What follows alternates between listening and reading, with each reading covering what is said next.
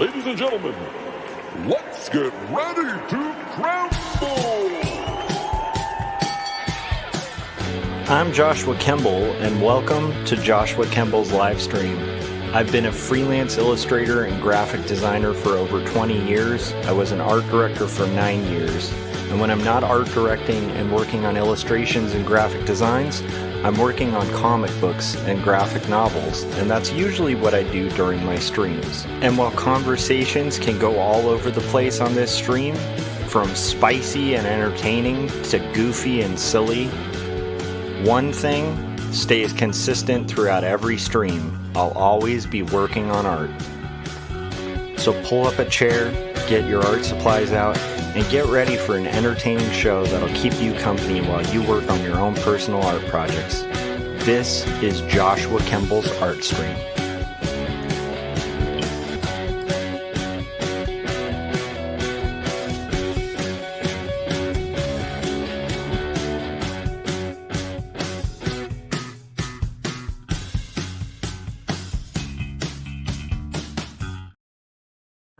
Ladies and gentlemen, welcome to episode 314 of my live stream. Today we're going to be working on an illustration for a kid's book that I'm collaborating with my wife, who's My S. Kemble. You can check out her artwork and stuff. She's really good, and we're collaborating on a book that she got hired to do, and so that's what I'm going to be working on today. So it'll be interesting because this is kind of pulling on more of my illustration experience and stuff like that. It's working in a totally different style, so that'll be really interesting. And what we're doing is basically we're going to be using Adobe Illustrator and Adobe Photoshop to kind of bring her drawings to life. What I'm going to do right now is kind of get everything set up. So because this is going to be using multiple programs, the stream setup is going to be a little different. Let me double check my audio just to make sure we're good too on audio. Okay, cool. We are good on audio. So what we're going to be doing is basically working on this really adorable illustration, which should be a little bit of a change of pace since you guys are used to seeing me work on comics and stuff like that. So let's get to our drawing stream, and let me go ahead and set this up to go to our, there we go. Okay, so that's Adobe Illustrator. So what I'm going to do first is import, luckily my wife is a pro, and so she separated the illustration that we're going to be basically first doing vector flats, and then I'm guessing that after we do the vector flats, we'll probably be importing layer by layer into Photoshop in order to kind of finalize the piece and kind of see where it goes. So there's our line layer for the background. We're going to go ahead and import her layer for shrubs and stuff like that we're going to have to draw. And again, we'll sort of center this. I think what's weird is, okay, cool. I want to do these all as separate layers. So I'm going to go ahead and paste this in front. And then I think we'll go to our transparency, window transparency.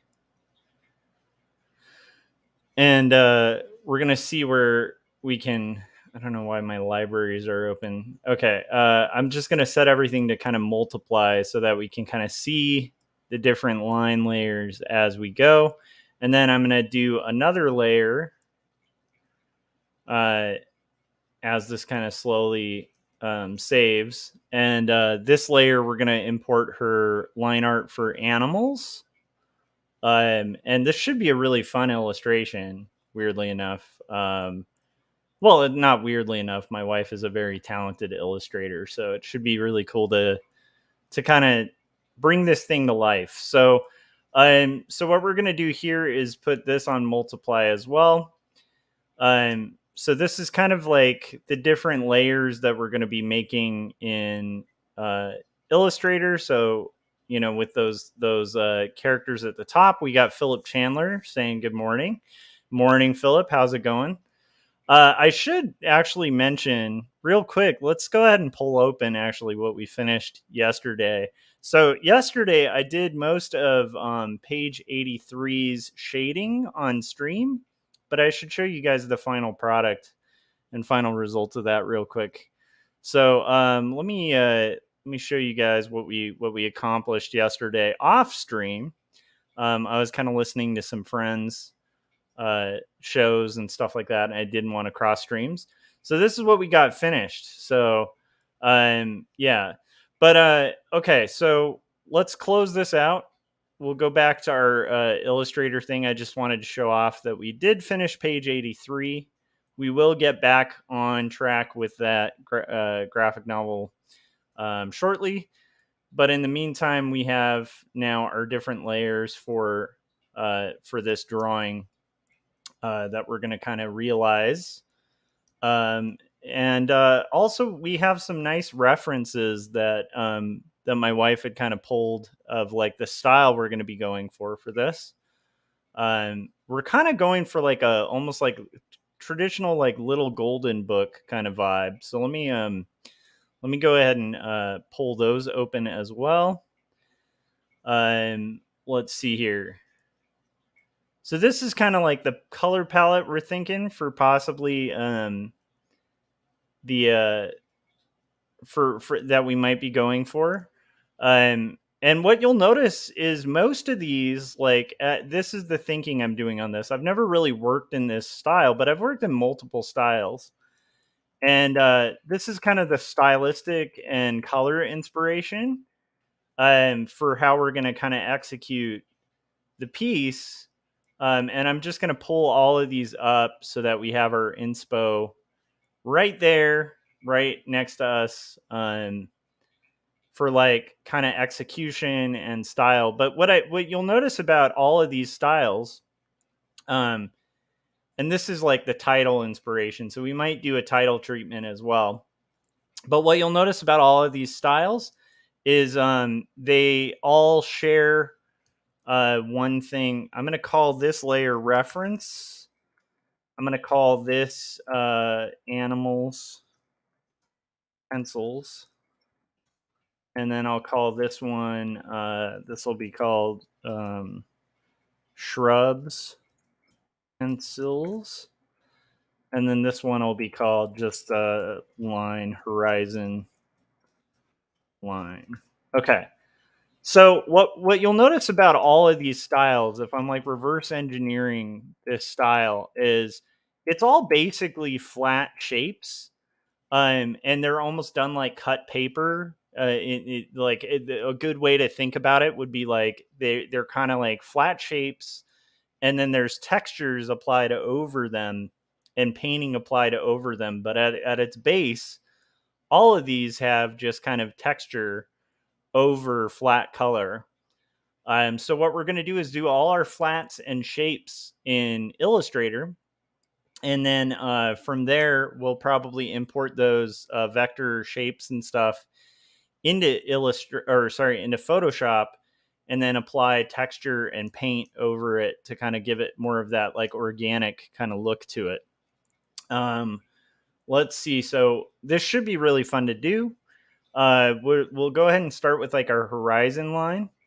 And I'm going to keep my references open. I'm also going to go ahead and save what I have now. And we're just going to kind of knock through this, get through this as best we can. This will be I'll just call this the title of the book 1. Okay, AI. And I think we're good. Let me double check that it's saved. And do we have an AI file in there? I don't see it. Where did it save to? Let's go file, save as. Oh, okay. It's still saving. Okay. So it says it's saving at 7%. So I don't know why this would be taking forever. Okay. Now we're checking, and we're going to check to see that it saved. And it did. Okay, that's good.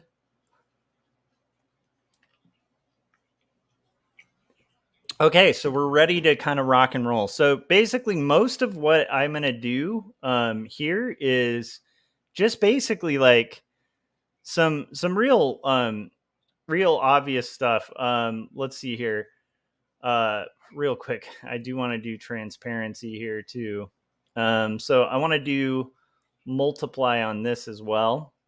I'm gonna probably actually work under the lines so that I can still see my line layer. So what I want to do right now is I think that because the person who is hiring us to do this liked the idea of kind of like white space. Um what is going on with our, am I not able to draw on this layer or something? Very strange.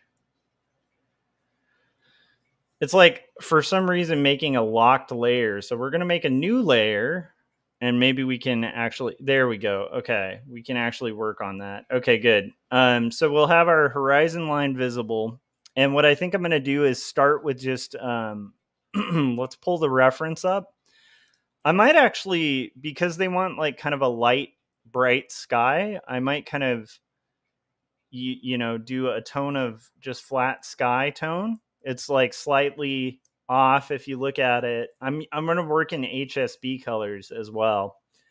Um, and then we're going to do just a real mild sky that we can then paint over at some point. But it'd be nice. And then we have our horizon line. Let me see what it's going to look like with the shrubs. Cool. Okay. And then we're going to have our horizon line that we're going to do. And I'm wondering if on our horizon, I think we should do some kind of greens and blues that might kind of work, and we'll kind of build there. So I'm going to call this background. This will just be the basic background. And what we want to do, because the client wants these in kind of separated layers, the way I kind of think about it is you're almost like, if you guys remember, this might just date how old I am, but the way I think of like working, especially in Illustrator, is it's almost like you're working on like color forms. So you're like building shapes. And the one thing you want to keep in mind when you're working on, like uh, things with like the pen tool is, now this is weird. Why would it go to the back? It not so bizarre. Oh, do I not have this on multiply? Okay, that's probably what's going on. let's set this to multiply. I don't want this to multiply. I want this to multiply. Okay, that's gonna make a little more sense there. So what we're doing is almost like in color forms where you would kind of set up like a background. It's kind of similar to that. I don't like this dark of a tone. So I think what we're going to do here is maybe this goes to like this kind of green. And I'm just going to keep my shapes real clean. So we'll go ahead and use the overall shape. So again, we're just going to kind of go through and start kind of building gradually. I'm going to avoid gradients like the plague, because right now what I'm going to do is just try to set up flat colors. And then from there, we can kind of build out, more detail.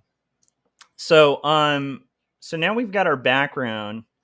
Now I can turn on the shrub layer and we can kind of see how we can kind of build out from here. So, okay, so there's a couple things. So I'm going to go ahead and lock the background layer.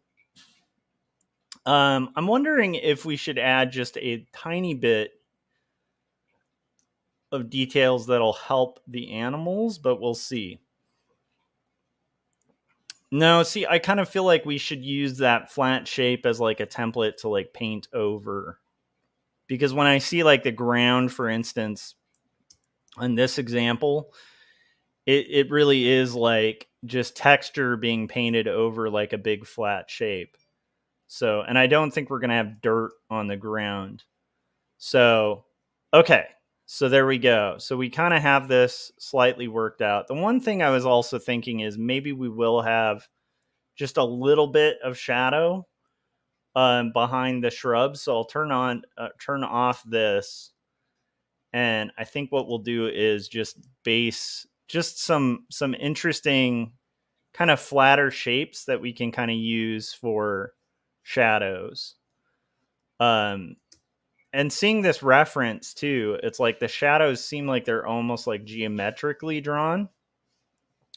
So I kind of want to do that a little bit. So right now, what I'll do is kind of establish that maybe the light is going to be coming from above a little bit. Let's see here. And I think what we'll do is just kind of draw in some kind of rougher shadows.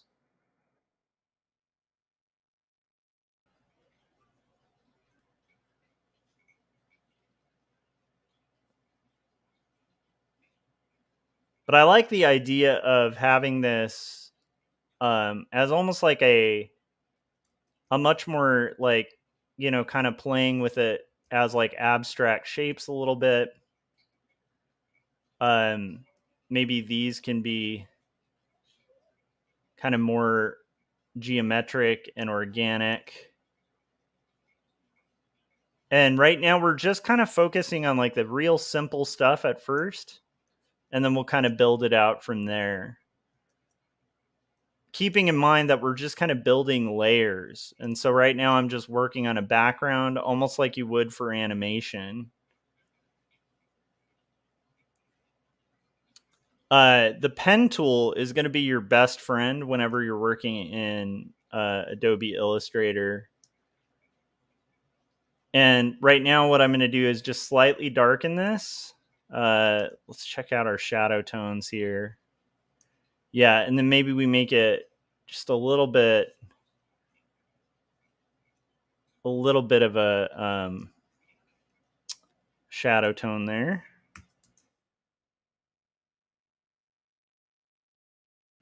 And we'll take this tone again because I don't want to do too many colors.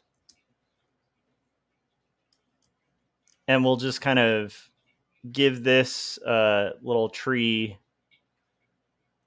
a little bit of a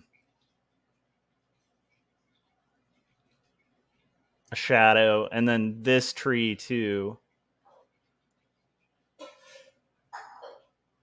And I'm going to add things like lines and stuff like that. But, and in general, like a lot of the time with art like this, if I was just doing straight vector, kind of like animation style, where you're not really seeing, like in this case, looking at the art that we're referencing, it's all like shape based.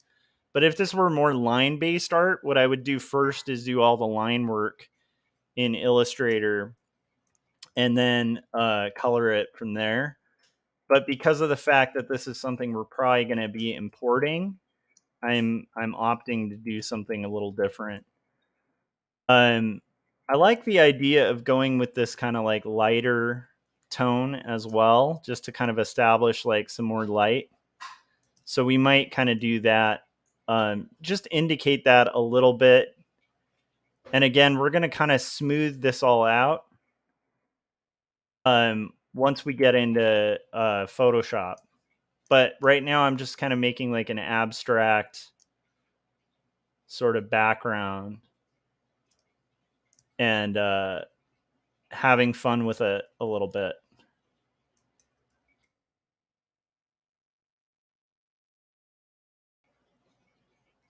So, okay. Again, we're starting real simple. I'm using the Pathfinder tool a lot, which is like one of my favorites in um and again, we're going to avoid using um any, let's see here. Why is that? Okay. Why is that so weird? Okay, let's What is going on with this? Why is this not... that's so strange. Okay. I'm not sure what's going on with the selection there. Okay, so we're going to go just a little bit lighter here. I want to go just a little bit to the yellowy tones, just a little bit for the light.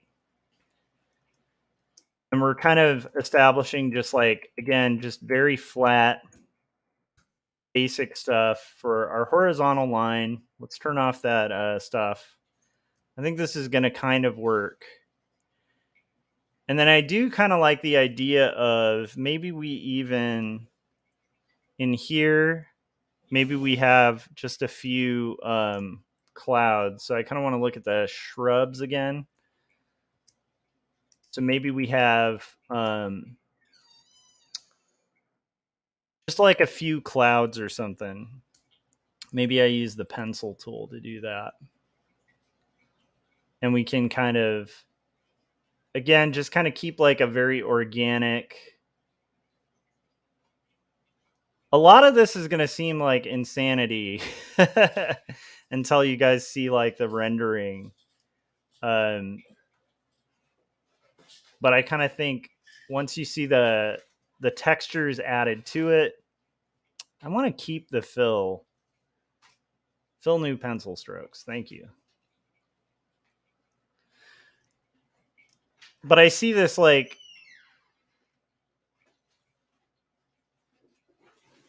kind of I just want like some subtle indications that there's like some cloud stuff going on in the sky.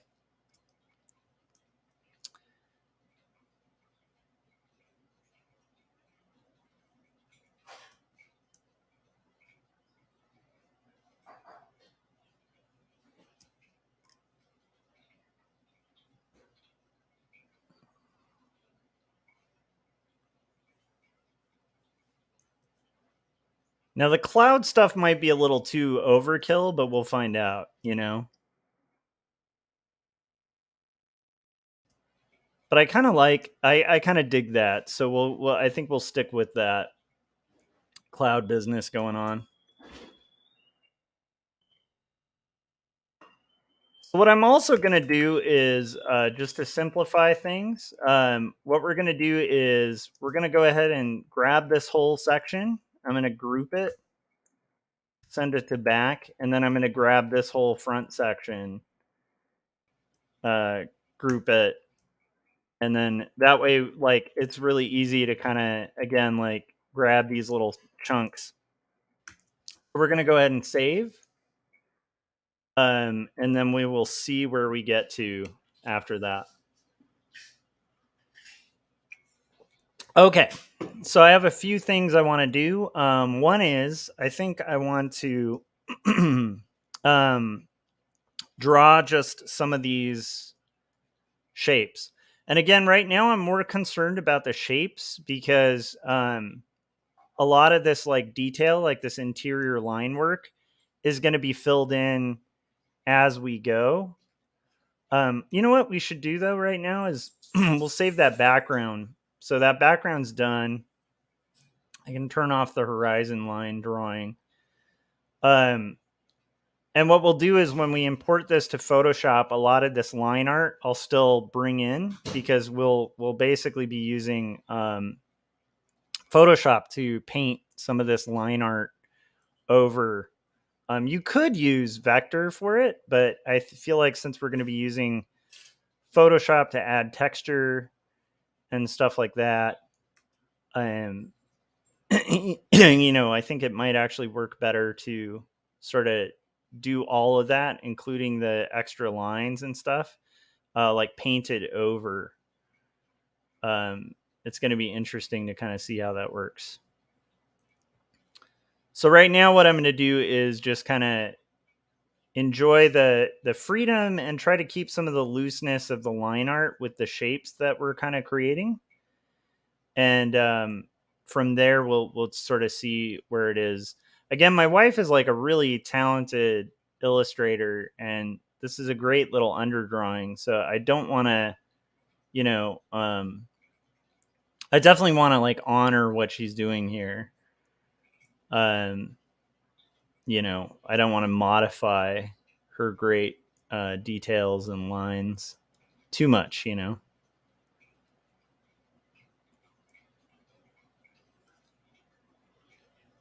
So I just realized too, I was having an issue here. Let's see. This is going to be shrubs.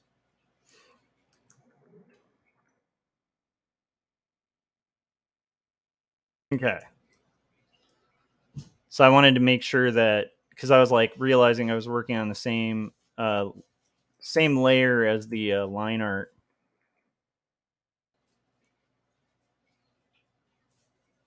And right now it's like, I'm thinking maybe some of the shrubbery here can be a little darker, and then it can kind of get lighter as it goes back. So we might want to do some of that.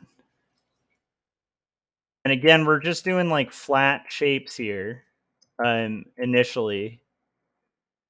And I like the idea of it kind of starting dark.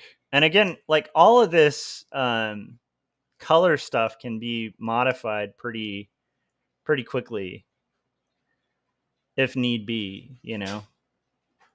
But I like the idea of doing all the flats, and then we'll kind of take it into Photoshop, and from there, once we have all these basic shapes, we can give it more texture, add line, and really kind of make this thing, kind of match that style we're going to be going for.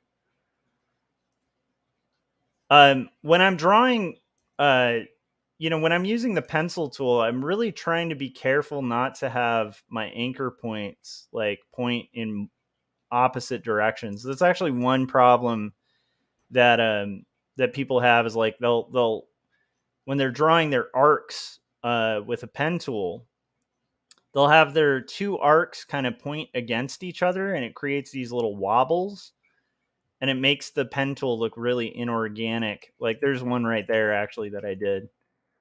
And so a lot of with the pen tool, what you're trying to do is really guide your anchor points to where they're, like real clean.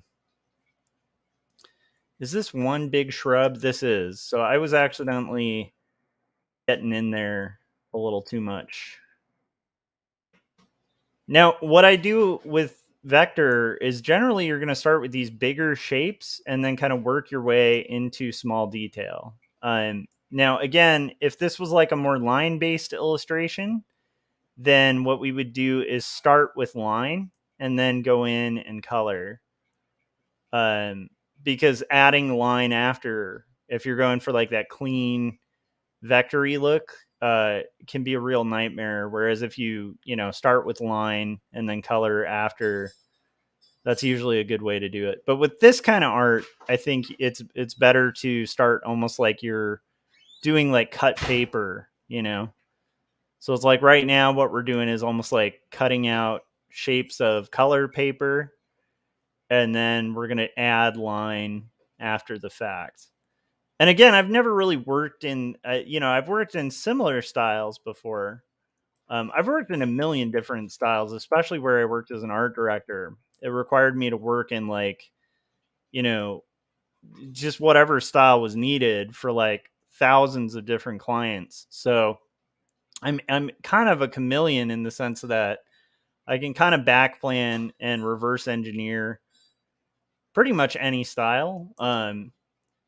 And that's not like a brag or anything. I think like most artists, can kind of do that. Um, Especially when you've worked in house for a bit. I'm just going to have this slightly variant from the other. So again, we're just starting with like flat shapes, and then we're going to kind of build it through. So right now it looks real simple. And again, working the way we're working now is fun because the fun stuff to me is the character stuff. Like that's always been my favorite thing, is like doing characters. So just getting this background knocked out especially these more kind of boring parts of the backgrounds, is going to be key. I like the idea of some of these kind of more orangey color palettes for the flowers.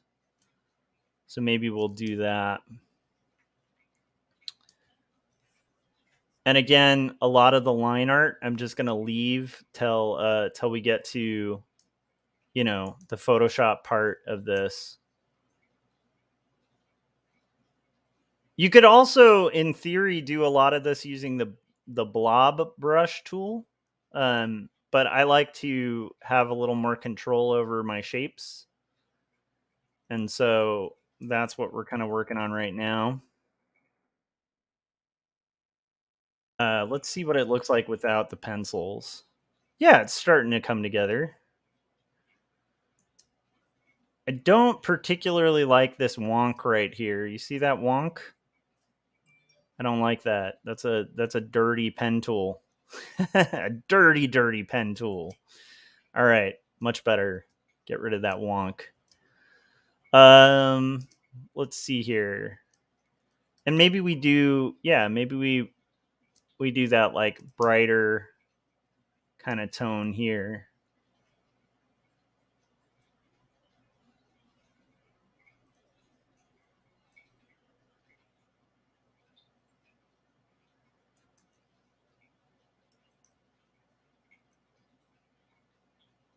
And right now, all I'm trying to do is get all the flats laid out for this to be, you know, able to bring into Photoshop and kind of, you know, work it out. So let's see without the pencils. Yeah, it's working. Okay. Again, just trying to get all the flat colors. I like the idea of these little circular things too, as like almost like accents. Not sure why this one color is having so many issues. Let's see here.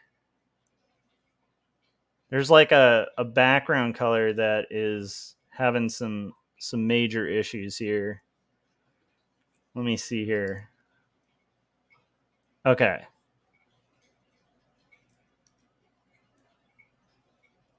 Interesting. Not really sure what's going on there. So what we're going to do here, maybe it's just that it's like not closed or something. Okay.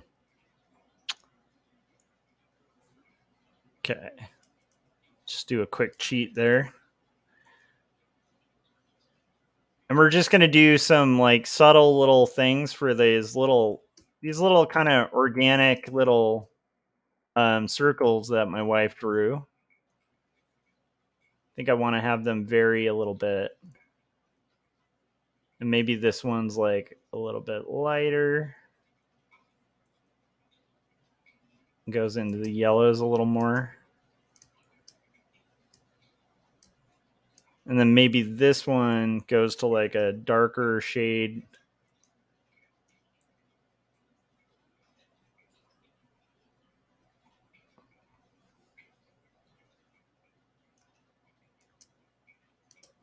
See how this is looking now if we take off our lines. We're getting there, guys.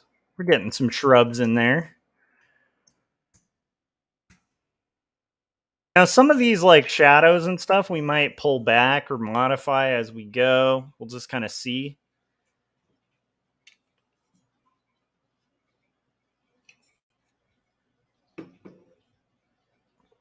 All right. So here is like, okay, again, like I think we have I think we have like some tones that are kind of working, but I kind of want them to vary just a little bit. Let's try like,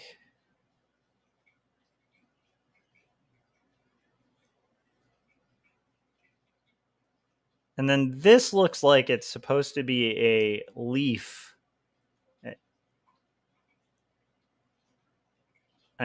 If that's not supposed to be a leaf, I don't know. We're going to make it a leaf.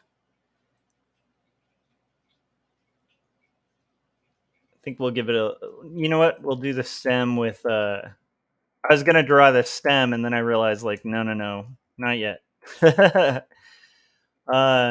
Cause again, we're just getting flat color and then we'll get the line art, once we get to Photoshop. I also realize I'm drawing this all on the background layer. The nice thing is it doesn't have to be on the background layer. So we're going to cut all that and paste it to our shrub layer. Okay. So we're getting a little closer. Let's see here. I'm going to do, let's see if we can do this.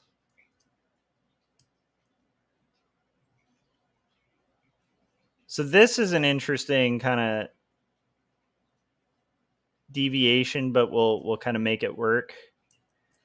And again, these are like really fun, like kind of organic lines, and I really want to capture some of that, looseness with the lines. Because again, my wife is like, I don't know if I've mentioned this on the show, but it's like, my wife is one of the most talented artists that I know. And a lot of people may not realize this, but she's illustrated like a million kids books at this point. Like I can't even count the amount of kids books she's done in the last like year or so. Her career's really started taking off, and it's been a real pleasure to just kind of see that happen after a lot of years of hard work and trying. And she just didn't give up, and like it's been really cool. But it's really fun because we haven't been able to collaborate on a lot. Like we've done collaborations in the past on a few things, but it's been a long time since we've even been able to. So I'm really excited about this collaboration. But her drawing skills are just insanely good. We actually met in art school, and part of what you know was just super attractive to me about my wife was the fact that she could draw me under the, like she was better at drawing than I was, and I thought that was really cool. um I'm gonna clean this up. This is a little too wonky. I don't like how wonky this section got here, so we're gonna clean it up a little bit, make it a little more um clean. Similar, I don't like that wonky business that was happening there, so we'll clean that up a little bit. I don't mind kind of keeping it a little loose and wiggly, but that was just a little too much wonk for me. um that looks a little bit better. I think we'll have less shadow too, because it's just a little much having it be that much there. I also think we'll correct this a little bit. See if we can do that. Yeah. Smooth that a little bit. All right. We're getting closer, guys. I know it's boring. It's like, oh, we're drawing plants, but it'll start adding up and you'll see it as it goes. We'll get a little closer. I also don't like that this went a little too into the greens. So I kind of want to bring that back to this kind of bluish palette. I think that works a little better. Okay. And we're getting there, guys. Okay. Now there's a couple things here. Like this looks like a leaf that kind of hit like over here. So let's do like a little bit of a lighter shade for this leaf that's kind of randomly going to be here. And let's actually explore that full angle there because I like it. Okay. And then we've got some more of these little, what Christopher Runciman would call bits and bobs. My buddy Chris does a stream where he does like a 1-page comic every day. And he always says bits and bobs. And it's very addictive to hear. If you're watching this, Christopher, it's very addictive when you talk about bits and bobs. All right, we're getting a little closer. Let's see. So what we're going to do right now is take a little break. And we're going to play a trailer, and then we will come back and continue the flat invasion. So, okay. Here is the trailer that Jim Lujan made for my books. It's the latest one. Here it is. You know, the Georgia kids say the craziest thing. So, little Susie, do you have any brothers or sisters? I understand you're in 3rd grade. How do you like that? Do you like your teacher? You like to do a lot of fun things at school? You got any hobbies, Susie? Any things you like to do when you're not in school? I hear you like to read. Well, right now I'm reading 2 stories written and illustrated by Joshua Kemble. It grapples with faith and mental illness. It's ultimately a story about redemption. It's a savage piece of writing. Also, I just finished up Jacob's Apartment, another one by Kemble. Jacob's Apartment weaves together elements of spiritualism and relationship dynamics, as well as atheism, and all the while it deals with abandonment and loyalty. It's a fierce, fierce read. Do you like ponies?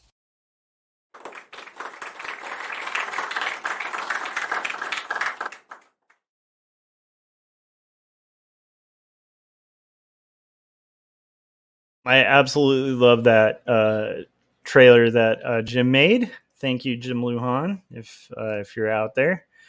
I think what we'll do now is start moving into some of the lighter areas. But we're just gonna kind of like again just kind of create some of these lines that were just sort of organically like placed here. I think were really really good. So I think we might. Let's see here. Might get rid of that. And I'm gonna start moving more towards the yellows. With the tones, I think, at this point. Okay, so here we're gonna do another patch. And again, like we're not gonna do gradients or anything like that. Right now I'm just doing flat shapes, and then we will go in with a brush on Photoshop and sort of like merge all of these really organically. I think I'm guessing we're probably going to be using the dissolve brush a lot to get like that kind of dithered like dot pattern of like old school stuff. So I'm very excited about that. But again, it's a more kind of painterly method that I'm used to. But then again, I've been doing this whole graphic novel with a more kind of organic, like painterly, like pencil-y look than I usually work in. So, and I think like as an illustrator, I think it's really important to be able to kind of shift gears and work in whatever way you might need to. Did I go too light with that? I kind of like it. I kind of like my tones here.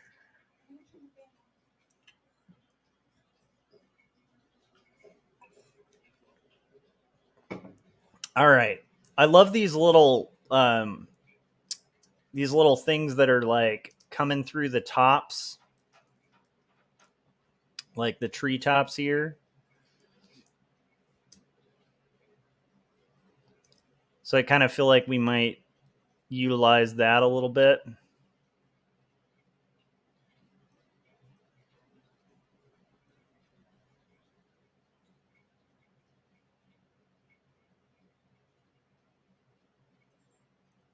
And I cannot wait to get to the little characters. This is my weakness as an illustrator. Is I don't know if you guys get this too, but it's like backgrounds are kind of okay, but characters are so fun. Um, it's super fun to have, you know, to get into like character drawings and stuff like that. I like this. Again, like these were really quickly drawn, but I feel like you want to capture some of these shapes that the hand was just kind of naturally doing. And we'll just kind of see again, like the other thing that's fun about art and especially trying new styles is like we're just going to kind of play and we'll see where it ends up.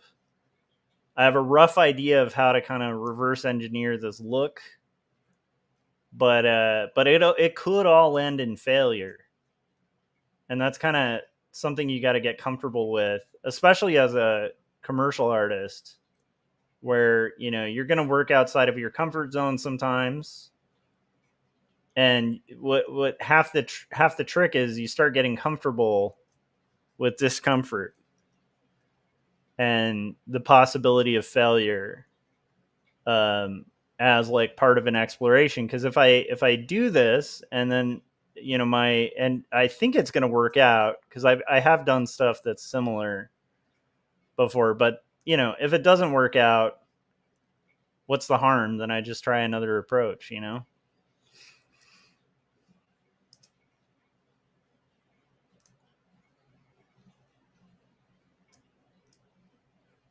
So we're just going to have this kind of bleed out a little bit, and we'll see where we go.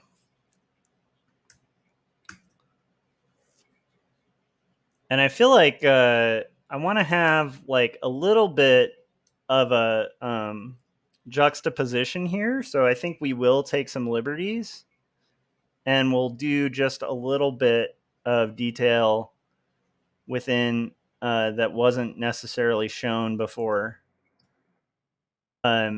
Just so that we have like a little more kind of contrast in this area.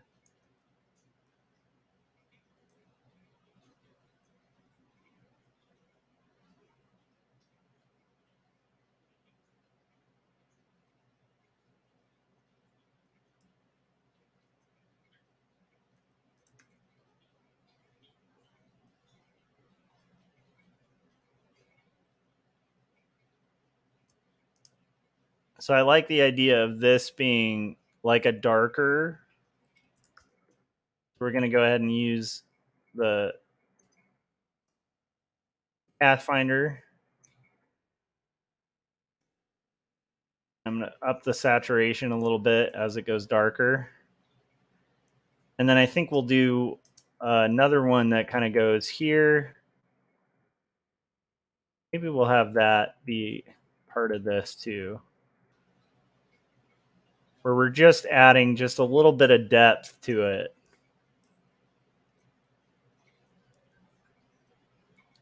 And again, just taking our time, not trying to rush the final. Because this kind of style is very much like shape-based, layer-based. A lot of layers, a lot of texture.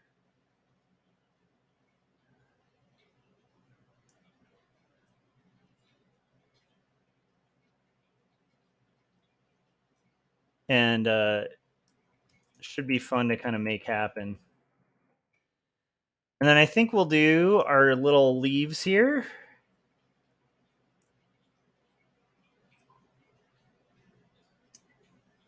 And maybe this leaf will be more of that other color.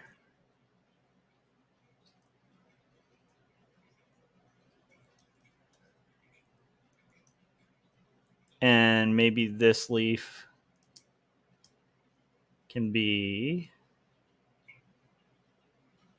bringing in a little bit more of the, let's try. Let's try like a brown kind of thing going. All right, guys, we're getting closer. It's starting to take form, like Voltron. Just like a little one step at a time kind of thing.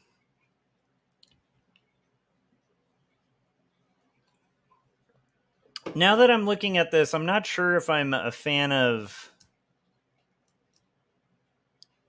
I don't even know if I like this tone. Seeing it in context. Same fill color. So I think we might punch up the saturation a little bit on the...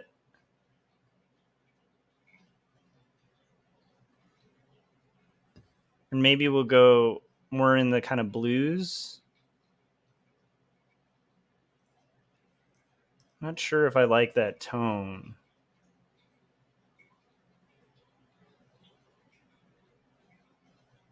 Yeah, I think that's a little better. And then I want to do, I want to kind of adjust this a little bit so it's a little more organic as well. Because I feel like this is a little blobby again.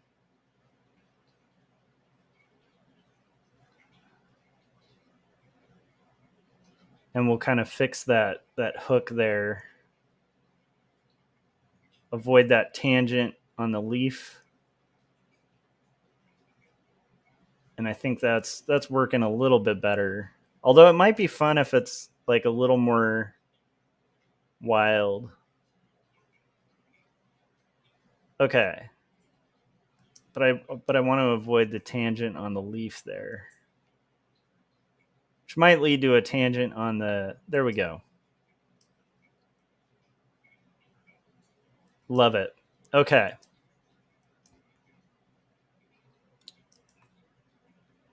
And then I think this just needs to be... Let's go back to this.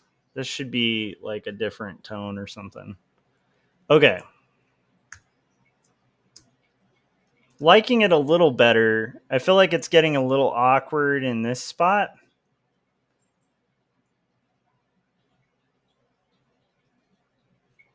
Okay. There we go.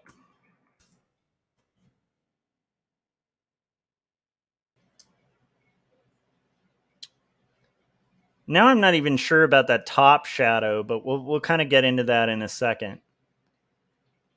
So, okay. So we have our kind of shrubby stuff up here. I feel like I want to have this be a little more of that orange. Orange, you glad? I made the orange joke. This actually looks more like a clover than a flower, but I feel like we need a little punch of color in here.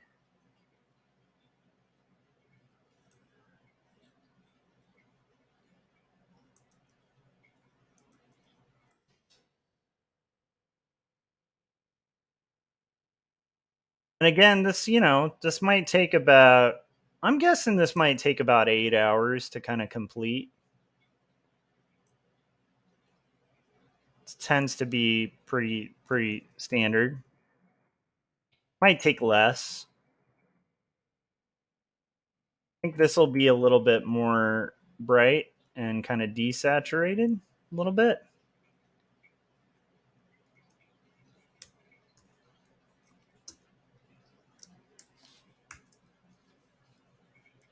And how are we looking without the... Nice, we're getting there.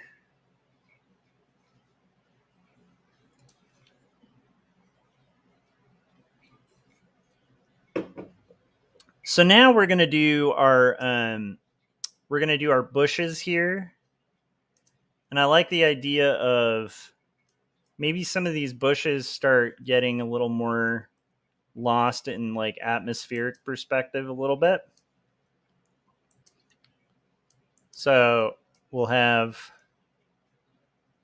this here, this here, this here. Just kind of finding a line.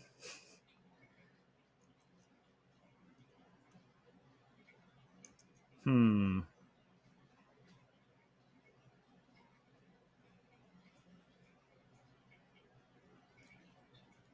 I think we might have this.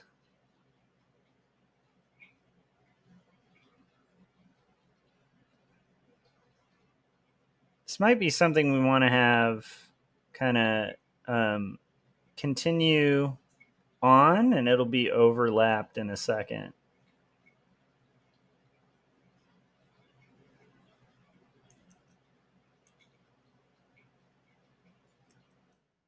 And that was almost an awkward shape there.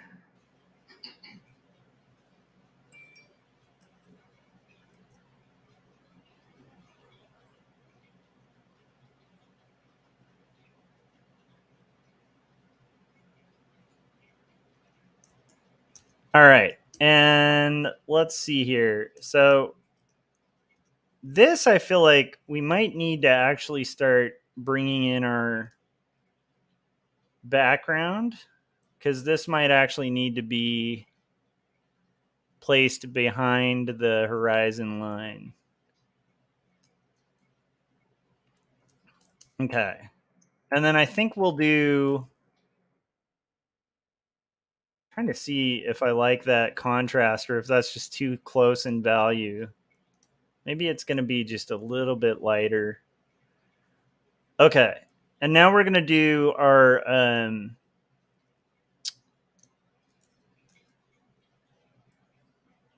kind of like the idea of continuing the atmospheric perspective here.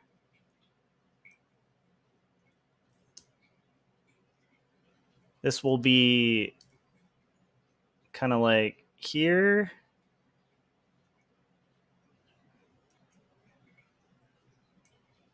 And here.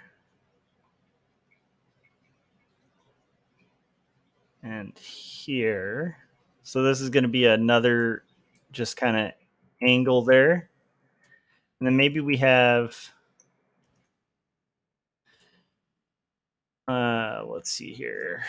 Maybe we do like the between value.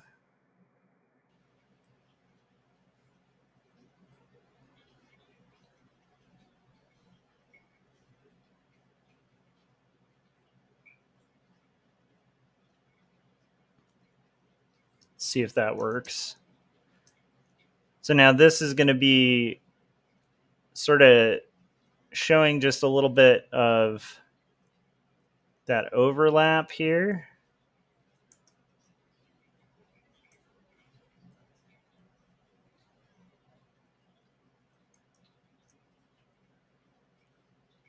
And just trying to keep some of that shape from the original, you know, but also clean it up a little bit.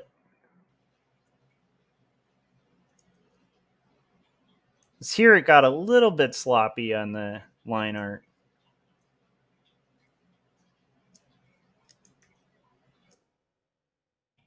Kind of think that'll be somewhat here, here, here.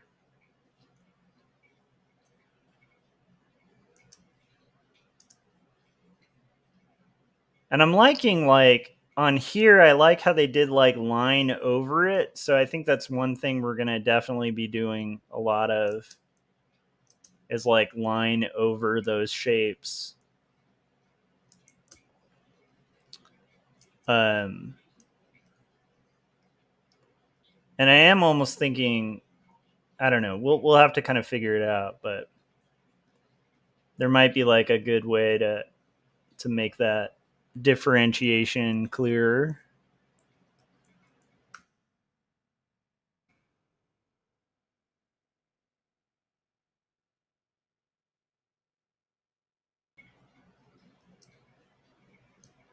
I think I like the idea of this being a little bit darker, maybe. Like, is this transparent? What happened there? We don't want it on multiply. Was this on multiply? Okay, cool. Let's see here.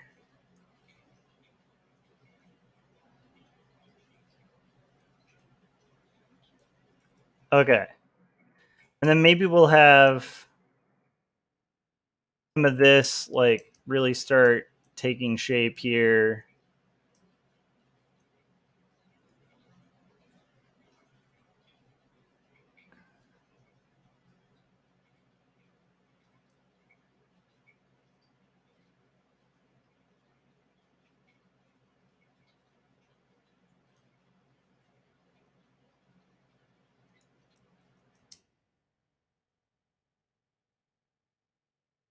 And kind of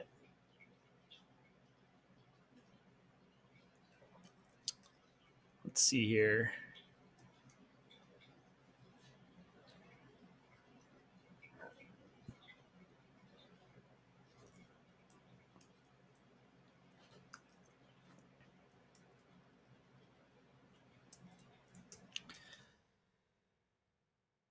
All right, we're getting closer. We're getting closer, guys. On the kind of boring background stuff. I think we'll continue to do this. Okay. So now what I want to do is fill in these gaps between the shrubs because I particularly think they needed more gap filling. And I think in this case, that's just going to go down to here.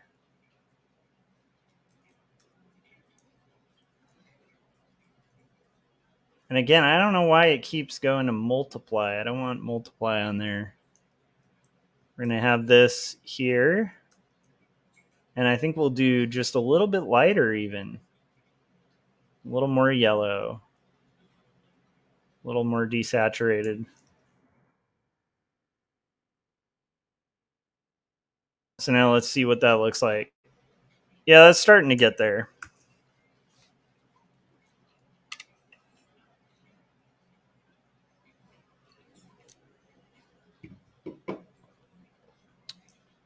I love it. Okay. Now we're gonna do our let's get back to our shrubs pencils. And I love these things so much. I think these are really cool. So I kind of like these little guys, and I'm looking forward to when I bring this into Photoshop, being able to kind of execute those very well.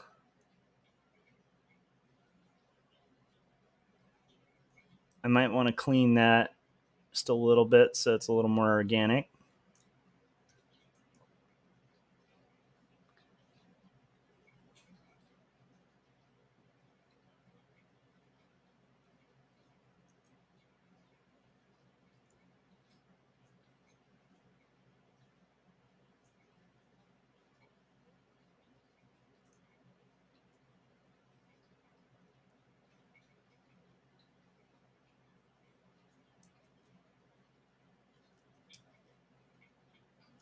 And I like this. Maybe these go to that darker shade here.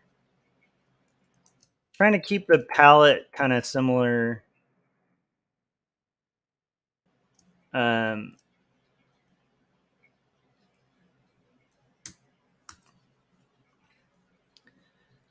just get all those flat colors. Nice. Frank said, is it getting chills? That might be why it's multiplying. Nice. And then he I like that. Frank said, I missed Phil. Yeah, I know. That's kind of a bummer. Always good to see Philip. So we're getting there, guys. We're getting there with this very crazy illustration. It's not like that wild of a project here, but I like it. I want to do a little more more atmospheric stuff now. So this is going to be, this will be the branch here that kind of goes further back or whatever.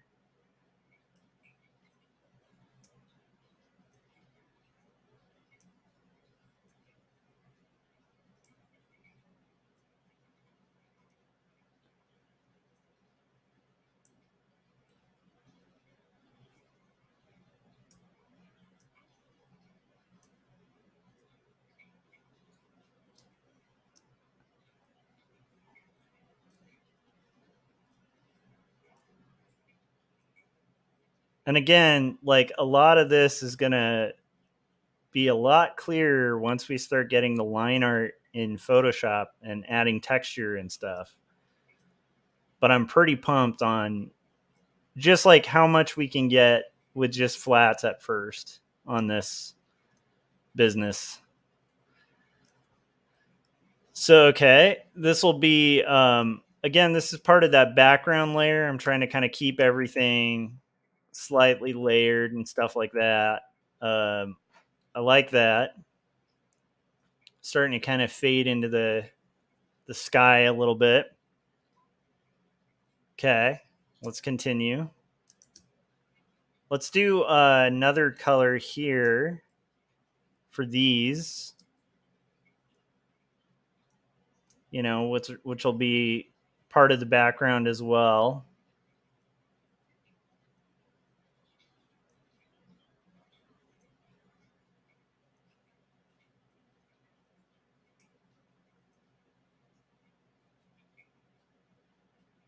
And once it gets to like the painting part, I think you guys will really dig this because it's pretty cool what you can accomplish with both Photoshop and Illustrator. Using Illustrator for like the less textured elements and then kind of bringing it in and really driving it home with the other stuff. That's what I think we're going to be doing. I want to have this actually be like this more yellowy kind of vibe. I think that would be cool. So we'll see what we can do there.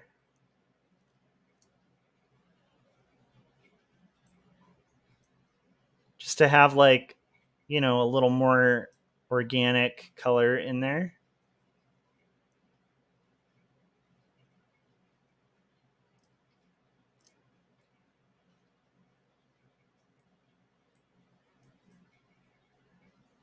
And we'll have it kind of here too.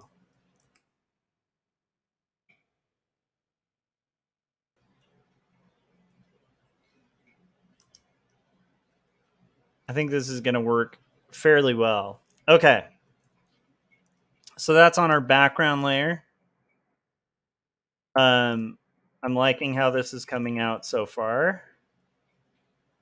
And again, a lot of this might seem like real small gains, but we'll get there.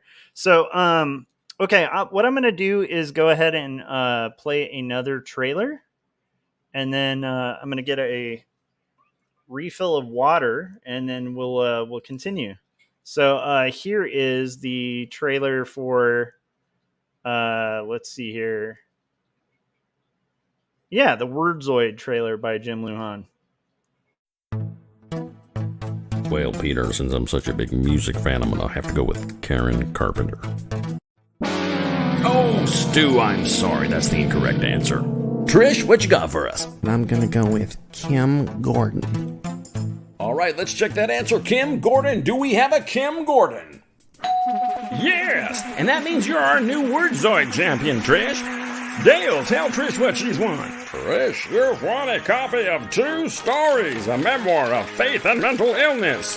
Handwritten, hand-drawn, and handed to you by artist and writer Joshua Kemble. But wait, that's not all.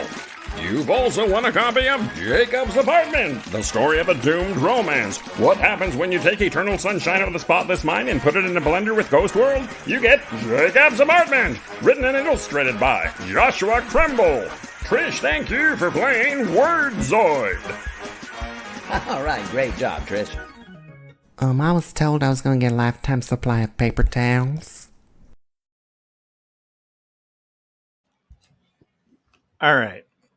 And I want you guys to know there's like multiple ways to skin a cat or whatever. You know, it's like this is not the only way to execute this kind of art, but this is the way I'm going to reverse engineer it.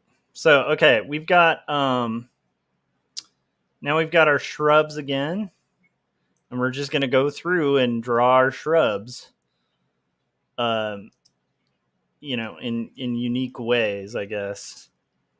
Let's see here. If you guys ever hear the theme song for for Friday the 13th, that's my sister-in-law's ringtone. Just thought I'd let you guys know. All right.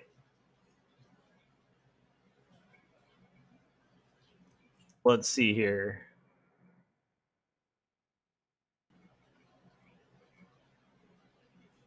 So it was pretty fun. I dropped my kid off to school today, and that was pretty entertaining. He and his cousin are really excited that they don't have as much homework today or this week. I guess it's like a very low homework starting school thing, which is good news for mom and dad too, because one of the hardest things about having a kid is, man, you know, homework is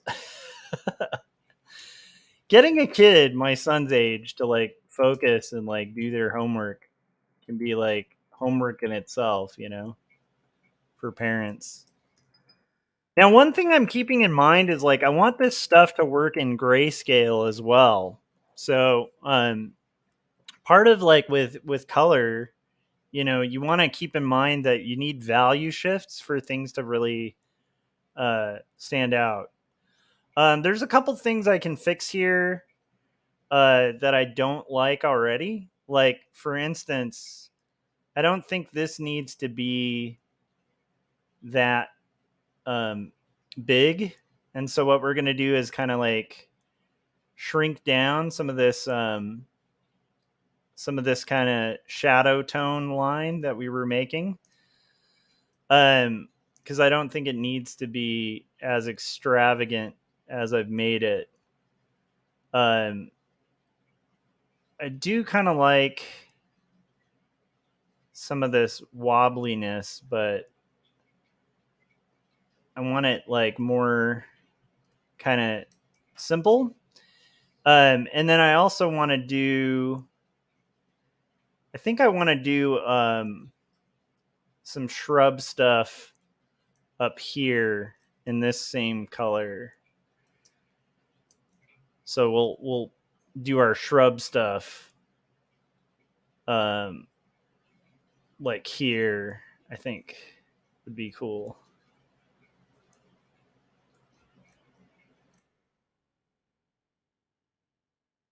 Maybe this can kind of go over here. Shrub stuff. Doing the shrub stuff. You like my song? I hope you guys like my shrub stuff song. All right.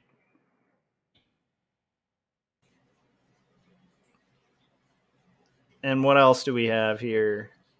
Our shrub pencils. Kind of liking that. I feel like this is starting to fall outside of the palette a little bit. Maybe we bring it a little more green, maybe a little more desaturated actually. And maybe just a tiny bit darker. Cool. Okay. Now we're going to continue making my wife's art work for this business. Okay. So I think what we'll do here is this is going to go back to that background layer. And I want to have this consolidate a little bit. Like maybe that went a little too far over. So we're going to kind of fix that up.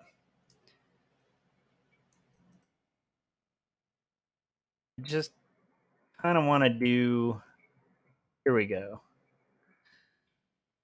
Kind of want to do this section as its own thing.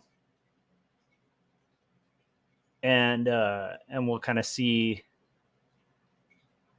where that goes.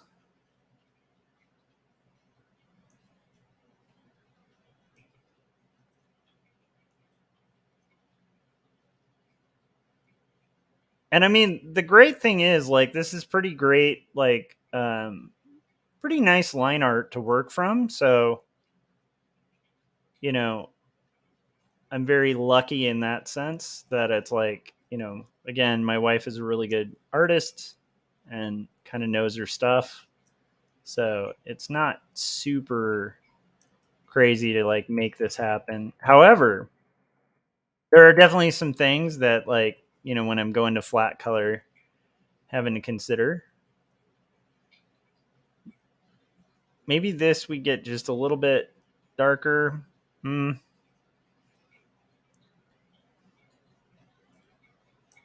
of like that.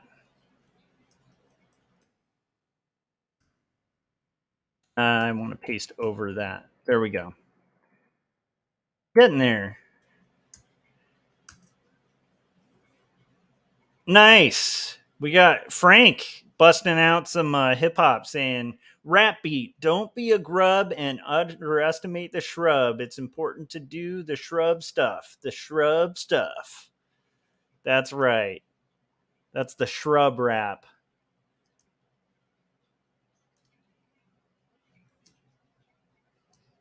Do you guys remember Monty Python's like shrubbery bit? We want a shrubbery. One of the best. One of the classics.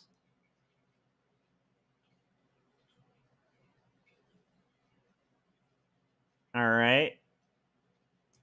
Again, a lot of this is going to look real cool once we get into the Photoshop stuff. But if we can make it work now, you know, that's going to be making the amount of work that I have to do when I get this into Photoshop like quite significantly smaller. I want to bring back some of that other tone in a second. Kind of more yellowy. Let's get that in there.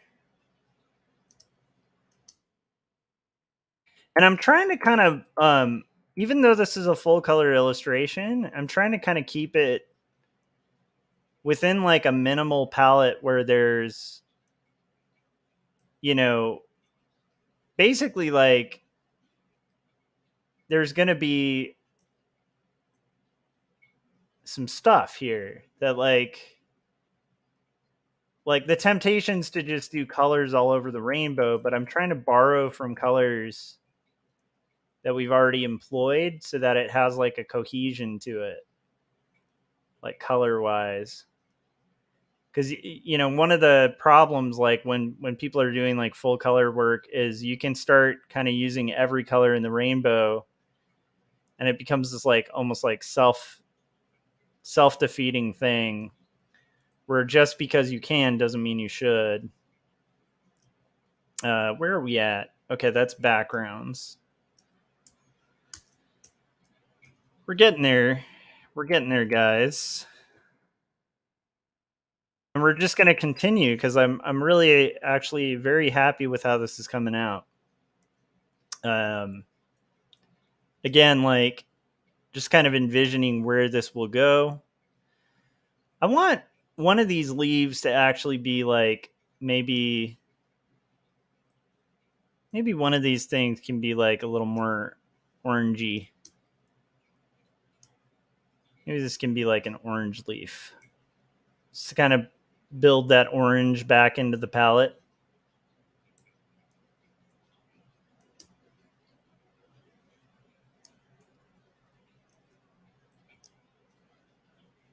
And maybe we do a little more yellowy orange for this one.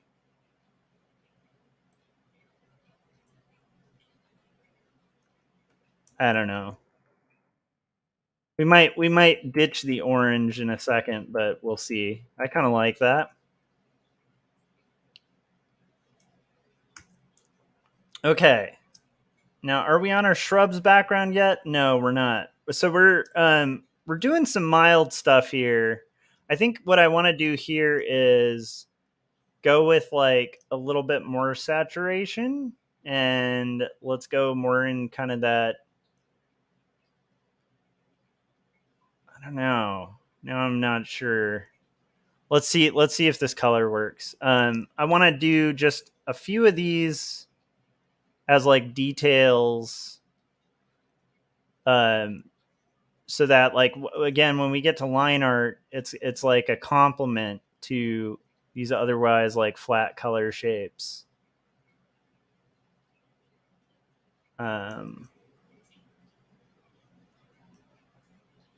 Nice. Frank said ditch the orange and get with the porridge. I like it.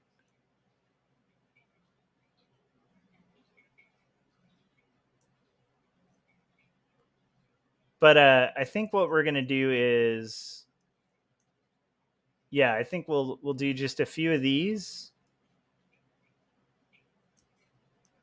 and then this is gonna kind of close out and allow for that next layer to be above it. So in this case, I think maybe doing just that same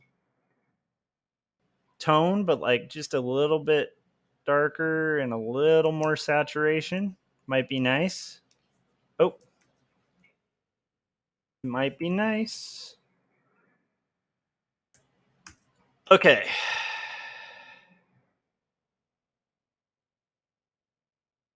I kind of want more atmosphere here. So maybe we just do. Maybe I'm crazy here, but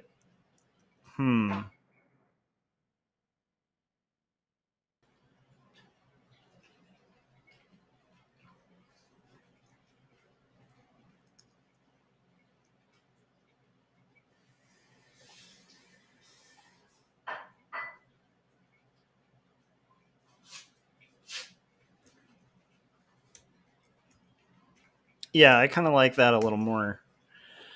Okay, so let's see what we can do here. We need to continue our shrubs. A shrubbery. Okay, so for this, I think we'll get back to kind of a darker shade again. And we'll just kind of see where we can get from there.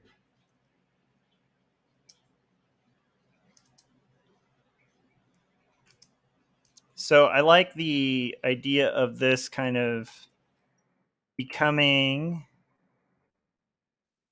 kind of where this is. And maybe it translates over to here. And then we got this. Yeah, kind of digging that.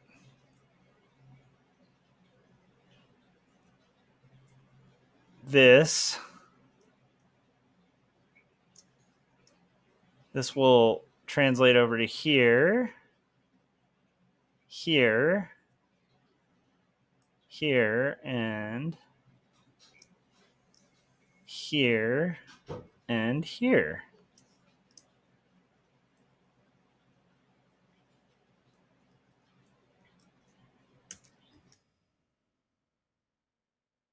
We have, again, like this, just starting to build out a little bit more.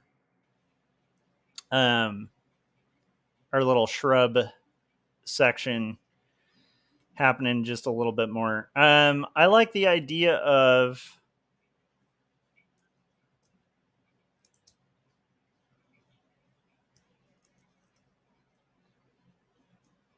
let's try over here. Let's see our shrubs pencils. Okay, they're kind of right here. So maybe this will be like a white flower.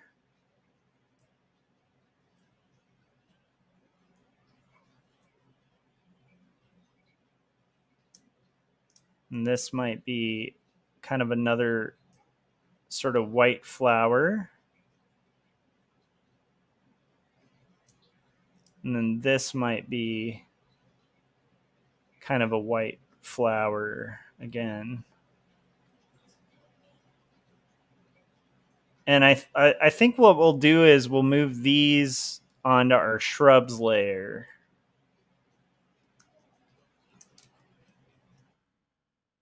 Okay, I kind of like that. I want my flowers to have just a little bit more variation, so maybe one of these will go to that orange again. Because I like the idea of us kind of bringing some of that orange and green going. And in this case, we'll have our leaf kind of match this tone.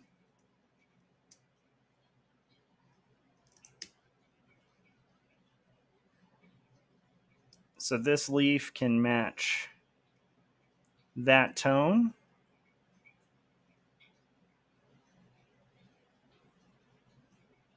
And then we've got to go back to our background layer, and we'll do our let's do like a leaf to match one of those other tones too here.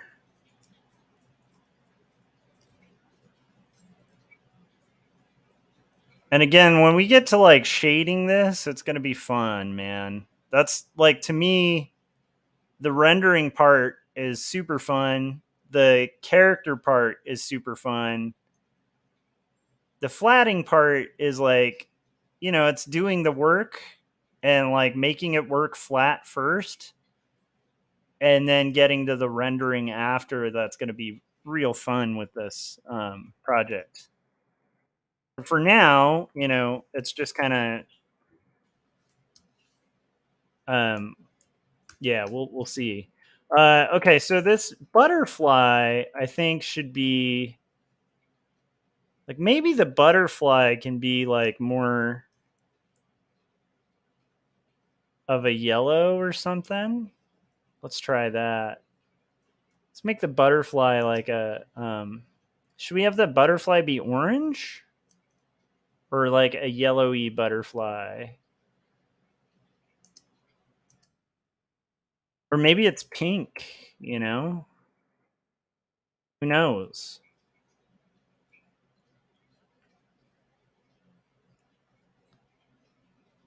I think it should be pink now that I think about it.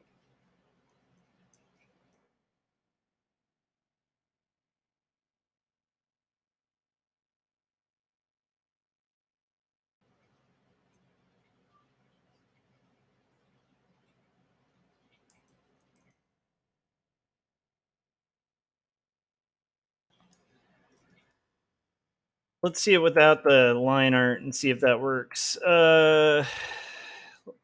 Actually, I kind of like the yellow. I think maybe it's just a little too, like, too much blue in there. So maybe if we make it like a little bit more mellow. Look at that. That works. There's our little butterfly. Getting our flat tones in there. And again, like, a lot of this game with this is to just be patient, you know, in your buildup. I think right now we can kind of modify our background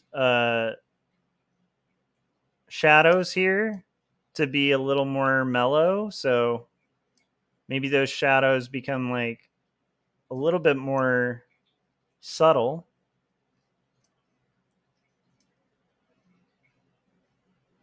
And just a little bit closer to the a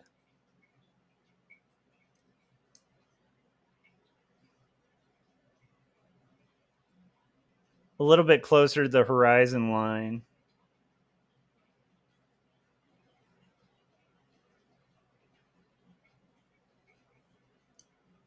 But still kind of having like a little bit of that fun freedom to them.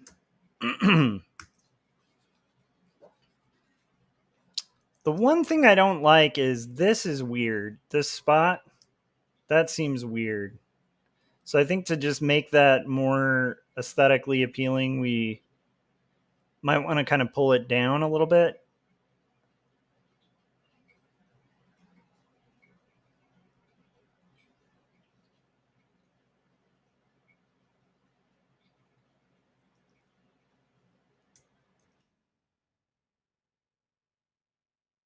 Yeah, I think that works a little better. And then this can be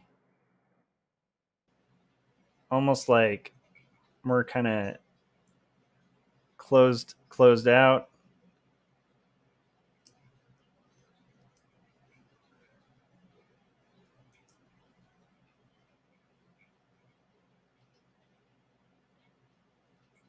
Actually, I like that a lot better.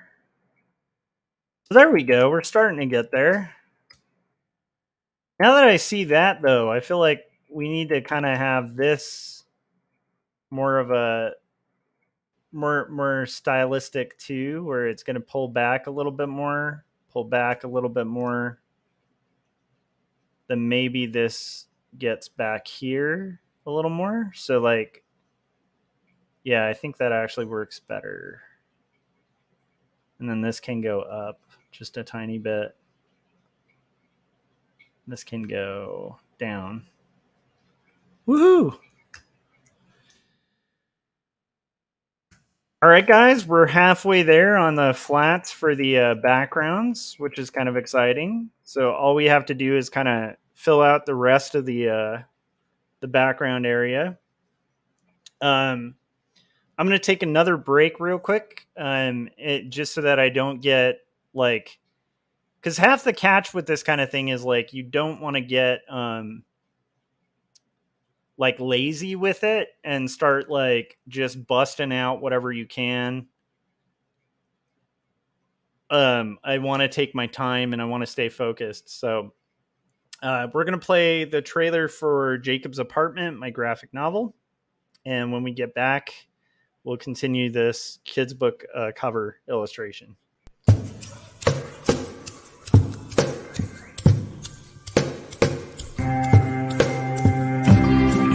Speak clearly, it seems that only in dreams can we these things we've seen and walk around breathing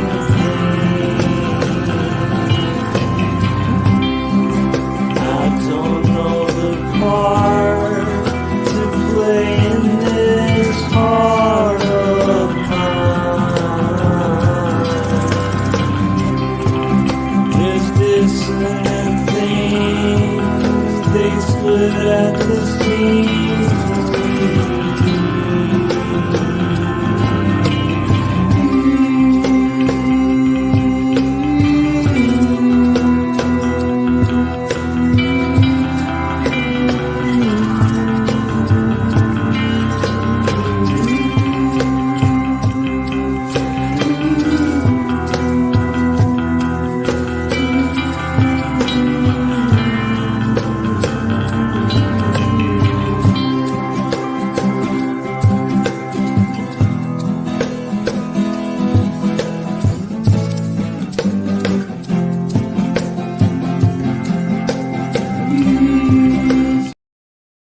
All right, we're continuing doing a kids book illustration that I'm collaborating with my wife on, and And right now we're just working on kind of flat colors for the background. So that's what we're kind of working on right now. And we'll see where we get. So here I want to bring in maybe a little bit of that yellow tone. Like it might be nice to have some light kind of start pouring in a little bit. We'll see if that works. Might be a little much.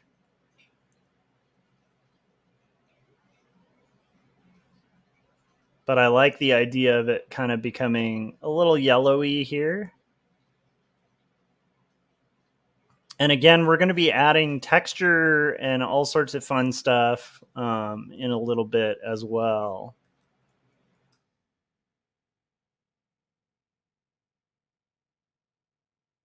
Is that too bold? Let's find out. I feel like that's a little too bold. It needs to be a little more toned back. There we go. And then we're going to, I want this to overlap here. That's a little better. Okay. And now we're going to do our, we'll do just a little bit more of the flowers here. I like the idea of maybe we bring that orange back. So maybe the orange will be the flower there. And then we're going to do variations of this. This is actually going to be on the shrub layer because it's going to overlap a little bit.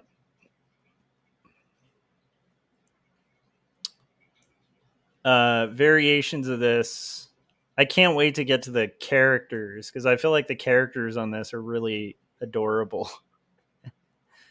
That my wife made. They're really cute.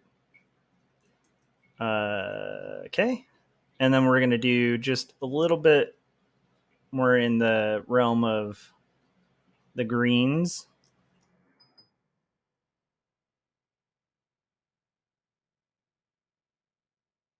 Yep. And then we're going to do, maybe we start going a little more yellow again. Let's see where that shrub thing is. Okay. This might be just a tad bit more yellow than the last yellow.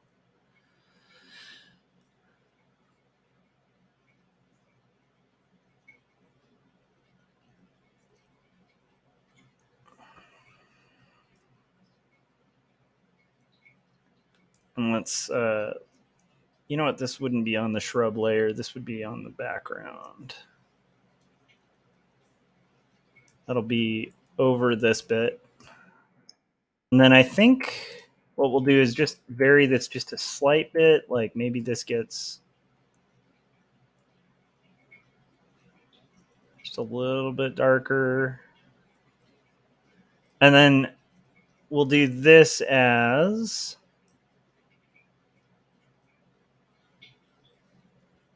this is going to be another shrub in the background layer.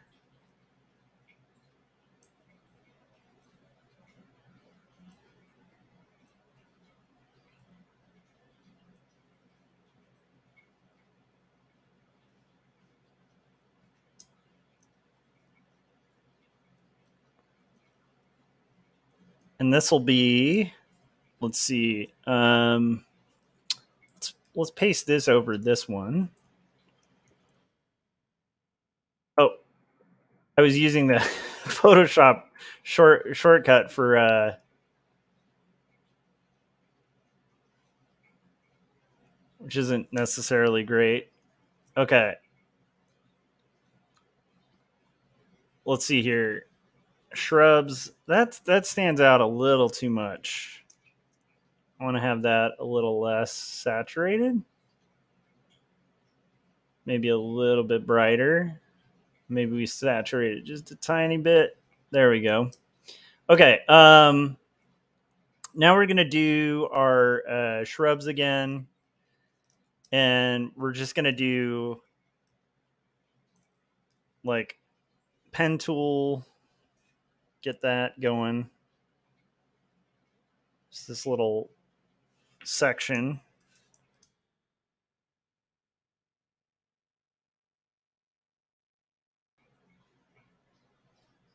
And this will be just a little bit darker, a little more saturated.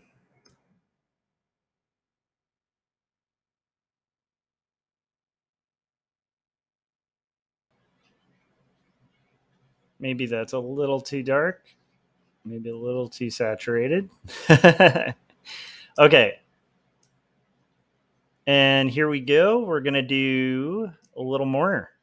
So shrubs galore. Okay, in this case, I want to bring back some of the color from before. So I think we want to go to like this kind of main green that's going on here. And we'll kind of see where we get. We'll see where we get. Yeah. And again, you know, it's tedious at first, and then it starts exponentially building to where it's not going to be quite as crazy. And I'm sure there's quicker or more effective ways to kind of do this, but this is the way that I can see from this that's going to be the most effective to kind of make this work based on what we've got.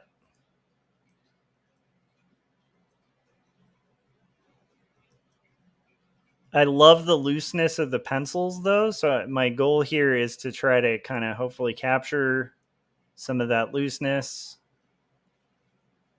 and that wobbliness. Thomas said, it's good to see you working on some happy and bright things. Yeah. Well, I mean, I used to work at an educational art company. So I can make this stuff. Weirdly enough, I can make this stuff quite well. But it's a little like, again, it's not stuff I usually, you know, advertise or share on here. But this is a fun collaboration. This is my wife and I are working on a kids book. And so this is the cover.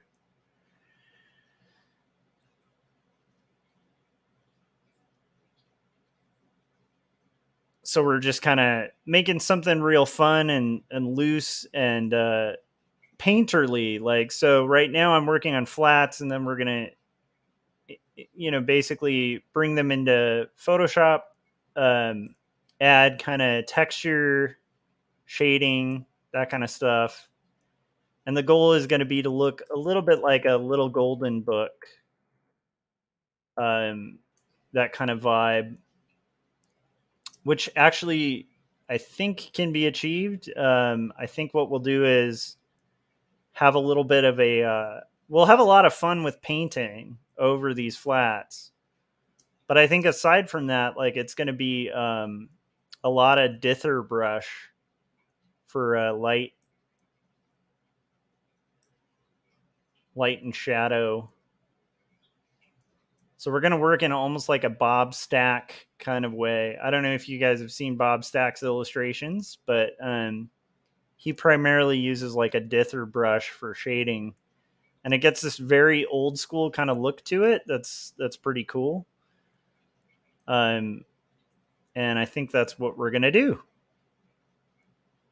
So when I taught Photoshop back in the day, the Bob Stack thing, because Bob Stack used to use like, I think Photoshop 1 or something ridiculous. Like he's a famous illustrator who's done like New Yorker covers and stuff. And what he did was basically like most of his stuff was on like one of the earliest versions of Photoshop.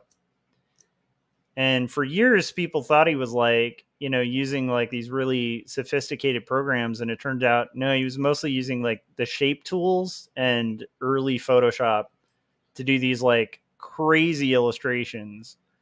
And And I used to use that as an example for an assignment with early Photoshop students because it just shows you like what you can do with like basic shapes and dither, and goes to show people that like this stuff can be fun. Let's see here. I want to do a little more saturation, a little brighter, and I think we'll go just a little bit yellow, a little desaturated, a little bit darker. It's kind of playing with the color here, try to make it work. I think that works. Right now I'm going to go back and readjust my shadows because now I feel like these again are a little too much. It's easier to kind of see as I go how that's working out. Why are my shadows, why is it not letting me select? Okay, there we go. So we're just going to make these a little more subtle and organic.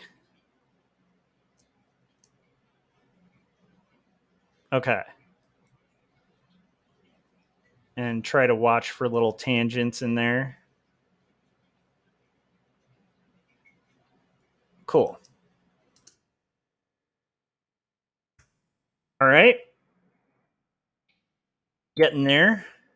I don't know if I like this green.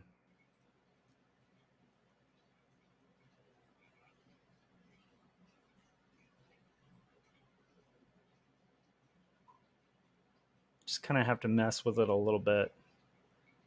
Maybe that's a better green. Yeah.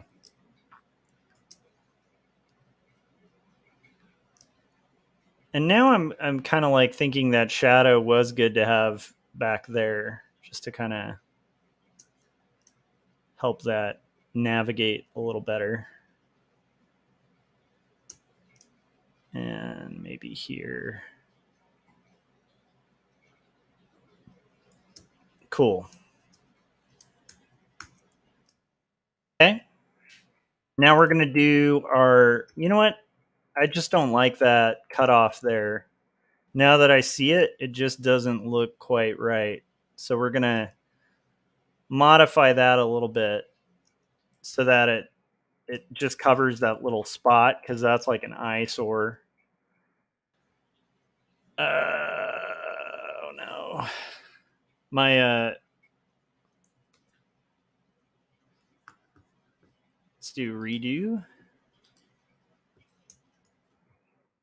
Computer was doing the marching ants, or not the marching ants, the beach ball of doom. Okay. Let's get the rest of the shrubs in. Shouldn't take that long now. I think we have one shrub left. And to frame it, I feel like it might be good to do, if we can bring back that color, maybe even like the darker color to just seed it all. And then there's some flowers we got to kind of throw in too. So we're going to get into the flowers in a second.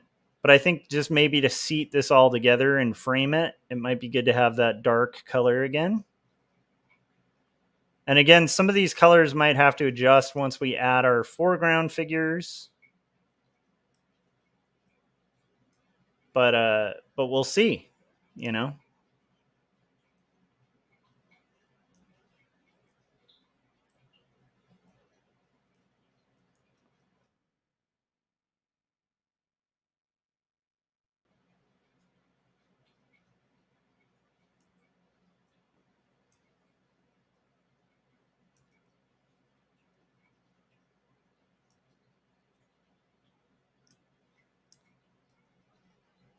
So just getting in our kind of background. That might be too much. We'll see. But just kind of getting in our background, kind of leaving some of these little edges a little organic, because again, we're gonna, pull these in to Photoshop eventually and have fun with using these shapes as masks to kind of paint over and make this look a little more like a rougher painting kind of look, and then add line art as well in Photoshop over it. I mean, you could technically even paint in these shapes like probably quite a lot quicker and still have like a rough edge and kind of like a more organic look to it. But I think for me, this is a quicker way to execute this look. And what's neat is this is also kind of a test because my wife and I are working on this entire book. And so I want to make sure that this style works, and what better way to test it than on the cover illustration. See if it works out. If we have to change gears and do it in a different way, maybe my pre-thinking on it isn't quite accurate and like we might need to kind of reapproach it. So this will be like a really nice little test to see if this is going to be an effective way to kind of illustrate this book, because we have 20 something of these we're going to have to do. So let's check it out. Does that feel too dark? I think that does a little bit, so we might go with this. Make it a little more organic. I kind of don't mind that shadow, but now I want to pull back the other shadow to be just a little bit more here. Something like that, Yeah. Okay, now we're gonna do our flowers. I think some of these can be white, some of them can be that orange. Just kind of keep that orange and white kind of vibe going. And that's going to be fun to see when we get to line art, how we kind of make those flowers blossom.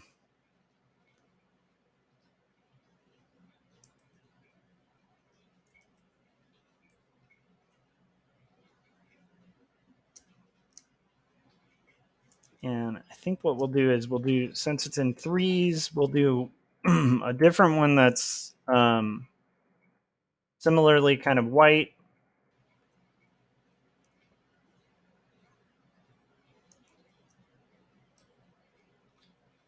And we'll see where we can get with that.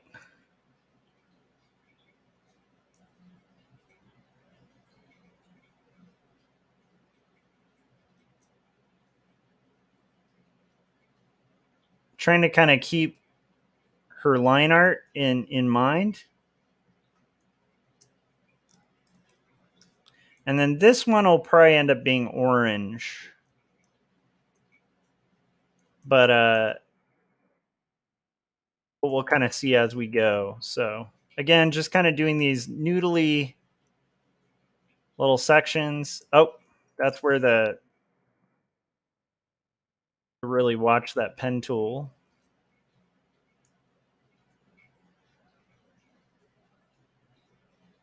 And again, there's like multiple ways to do this. Like if we wanted to go for like more of like a classic like Warner Brothers cartoon kind of look, what we do is all the line art first and then kind of work from there.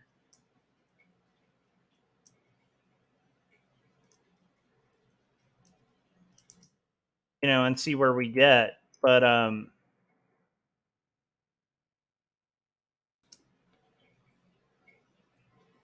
there's a couple of those little lines here too that I want to make sure we get. Let's get these acorns real quick. So I feel like for these acorns to work, we need to do like, let's see here.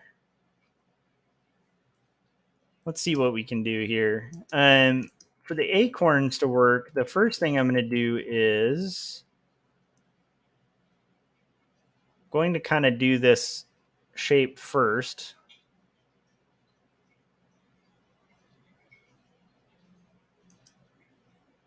Okay. And then we're going to do that shape here too.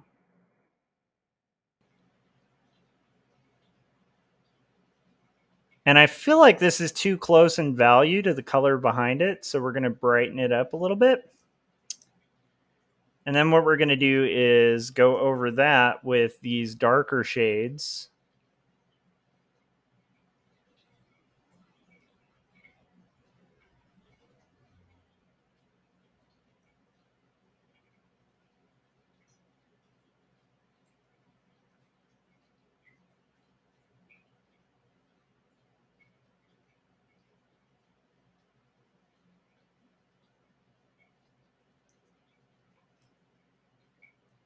And that'll be somewhat of the darker.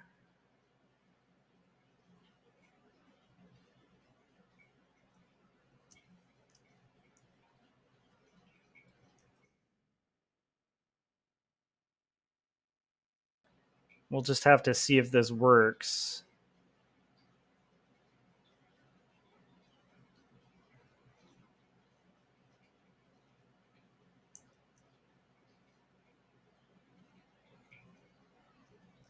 Don't like that connection there. There we go.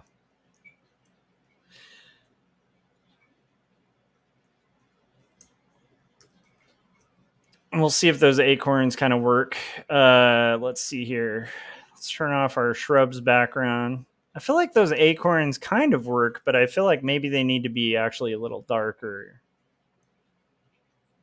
And then maybe like, yeah, that seems more acorn colored. And I think the color works a little better there. This needs to get a little darker so that it doesn't just like blend in value wise. We're almost there, guys, with this crazy background. Yeah, Thomas said that's one of the things I liked about the style used in Samurai Jack. Very little line art. Yeah.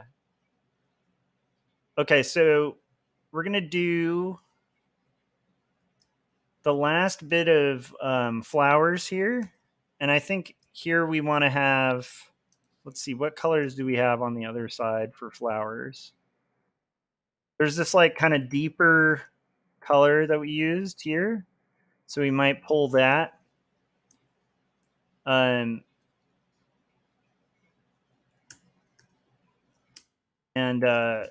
bring it here for like some of these ones in the shadows.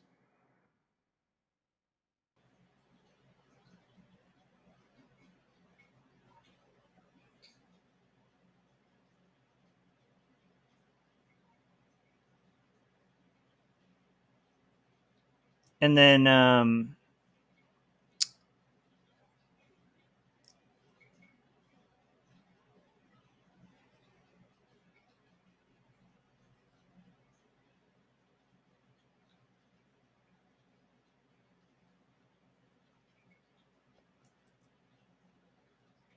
I think we'll do like that white color, that kind of off-white that we've been using. That can be used. And then maybe we'll have a couple orange too. So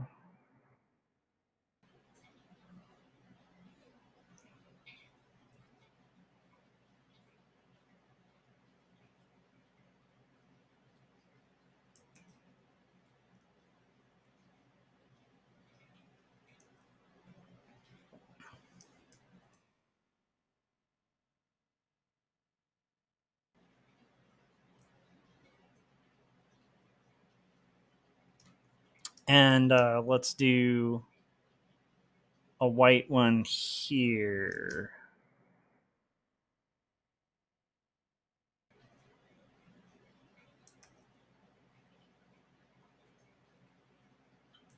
So again, it's like, it's not like a crazy style to like work, in. The flats themselves probably aren't going to take quite as long as the like putting this all together. And we're kind of figuring it out a little bit as we go, but using a knowledge base of having worked in illustration for a long time and knowing like some techniques that might work.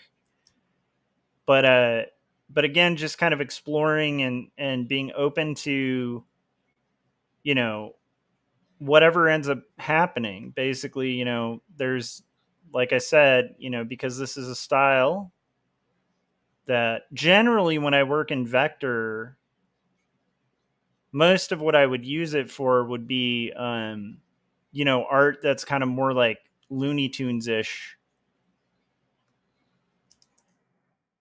So doing this like no line style where lines will be used very sparingly is going to be interesting to see how that works out. But I suspect it's going to work pretty well. But we'll kind of just have to play it out and see how it goes once we get to adding texture and line and such wonderful things. All right, I think we have the shrubs and the background done. There's one or two things on here that I think need to be added, though. Like, I think there were like some little, like those lines we'll take care of in Photoshop. There's a few little details that I want to make sure we pull.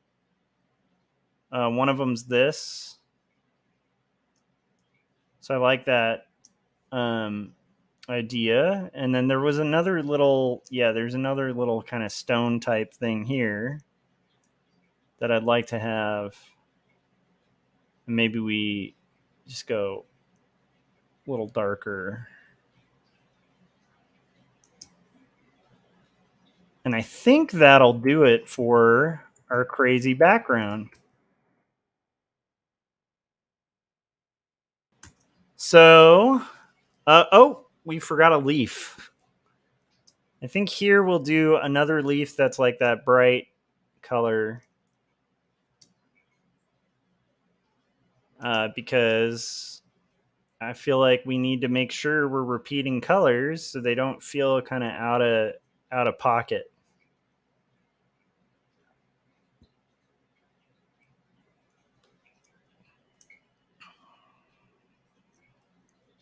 I don't know if I like that bend. There we go. All right. I think we got them all. I think we have our flats now for the background. And we're just going to go ahead and save. We'll take a quick break and then we'll get into this fun stuff of adding our animals, which are kind of hard to see here because of the blue. But there's a little golfer dude, and that's going to be really fun to work on. Okay, guys, we are going to real quickly take a break, and then we'll get into adding our animals, and then hopefully we can bring this to Photoshop and really make it work. But we'll kind of have to see how that goes in a second. So bear with us, and here is the trailer. If you haven't yet, hit that like button. Make sure you're subscribed. And here is the trailer of Philip Chandler endorsing Jacob's Apartment. Hi,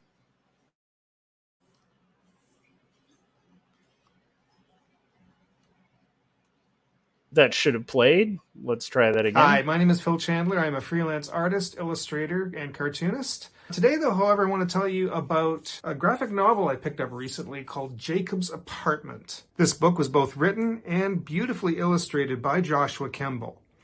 It is the story of a doomed romance that causes the main character to question his beliefs and his faith, while he's also going through other tragedies in his life. Every page has been illustrated by hand and digitally colored with painstaking detail. It is an emotional story that causes you to think and even question things in your own life. And while the story is a tragedy, it is one that I was completely entertained by and I highly recommend. You can currently find this on Amazon or even check in with your local bookstore and see if you can order it. And while you're at it, you can also check out my Instagram at Phil Chandler Arts and also my YouTube channel by the same name, Phil Chandler Arts. And go buy Jacob's Apartment.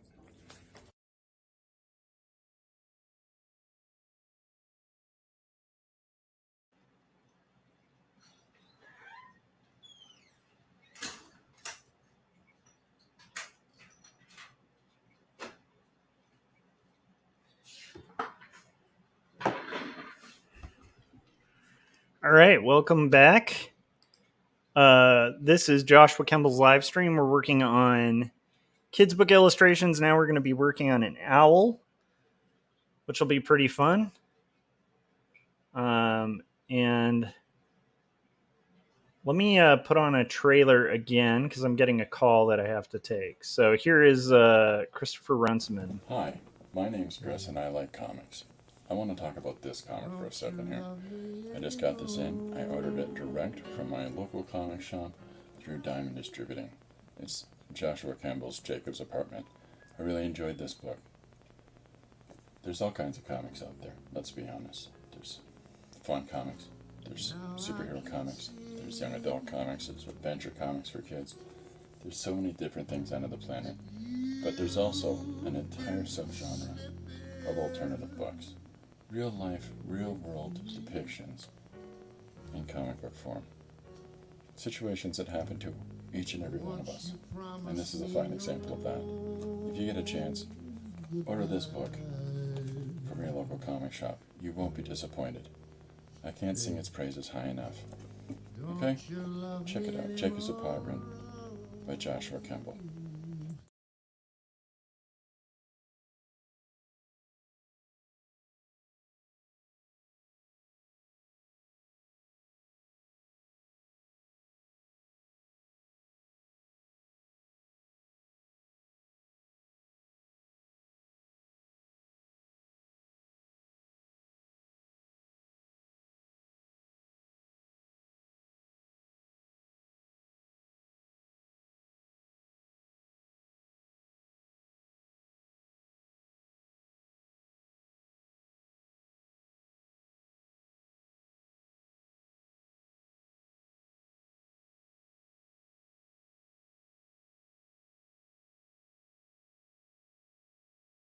Sorry, I got a call, so everything should be good.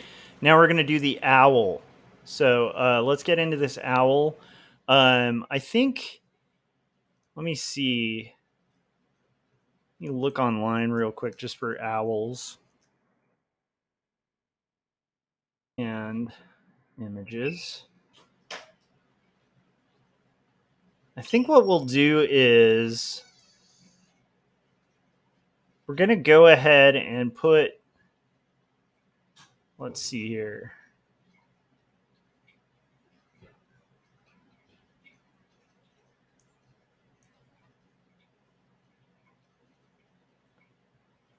There's all kinds of owls, but I'm just looking for like a standard owl. Okay.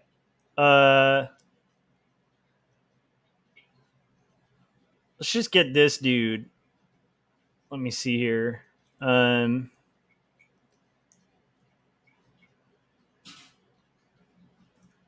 we're going to make like a little thing, and we'll put this on our references files. Oh. Okay. So I'm going to put that in my references files, but that just gives me a rough idea of like how an owl is going to be colored. Okay, so we're going to do this. We'll call this animals. And now we're going to do a couple things. So one is, I think the owl's eyes are usually like yellow, which might look kind of weird. But I think what we'll do right now is just kind of do the brown. Let's do the brown tree trunk first. And then just kind of see where that goes. So the brown tree trunk, I think we'll do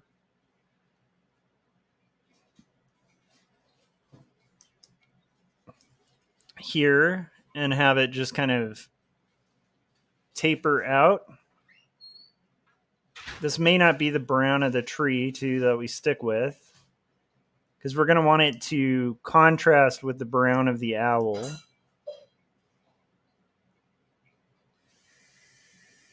And here, we probably want to have this, maybe it tapers a little bit. I feel like I want to have this have a little bit more of like a stick kind of ending to it. And here we're going to do this, and maybe that cuts a little bit. And here we're going to have this kind of like, try to kind of stick with the shape that's there, because I really like the gesture in this.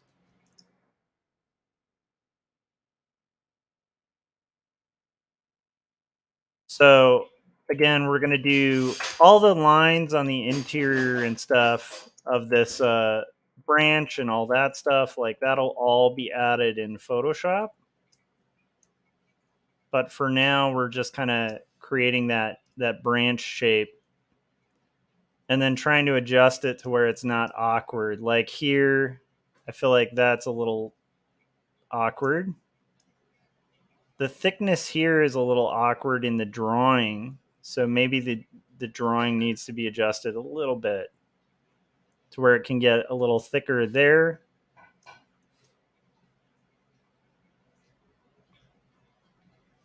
And I think that might be getting us a little closer. Let's see it without. Yep, I kind of like that. I don't like this wonky line here. Like, I don't mind like the tree trunk being a little gnarled, but I feel like it needs to be a little more pronounced. And then here, I think we're good. So maybe we want to do a little bit more of an organic curve here, just to kind of make those anchor points not do little blobby business.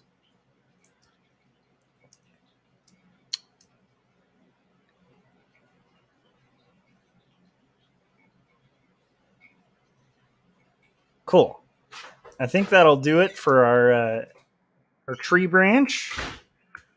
Now we're going to do some tree branch colors, which I think could be, maybe we could have it be like that lighter green toward the bottom.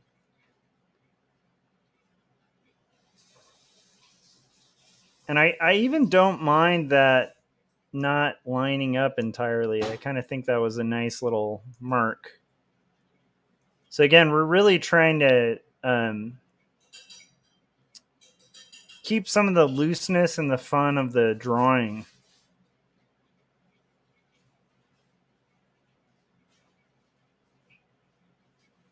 Oh, there we go. And I think we're a little closer. And now we can get into our owl. So our owl is, he's going to have like a lighter chest, but I think he's going to need to be a gray, kind of a more, let's see what we can do here. More of this kind of brown. So let's see what we can do with our owl. So his tail is going to be the easiest part to get in here. I think we need more contrast between the brown of the owl and the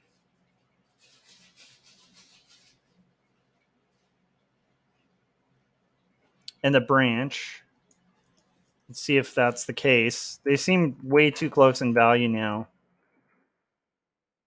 So, and I'm kind of not liking that tangent there. So I almost feel like it needs to either, maybe it'll go over a little more. Okay. So there's our owl. Let's see if this is working value-wise. Yeah, it's just too, there we go. That'll stand out a little better. So there's our owl shape. Let's get our animals drawings back. This funny little owl. And I think their chest is kind of like a little bit brighter. So what we're probably going to do is we'll do this owl shape here. I don't know if I'm a fan of that long of a thing here. So let's pull it back a little bit. And let's, again, just try to kind of keep the beauty of the original drawing in order here, as fun as it is. And I think we should be good. So this owl's going to have his stuff here. He's going to have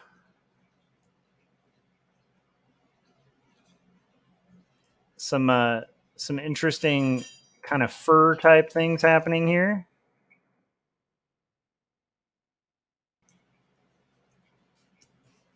And just getting those little details of this owl.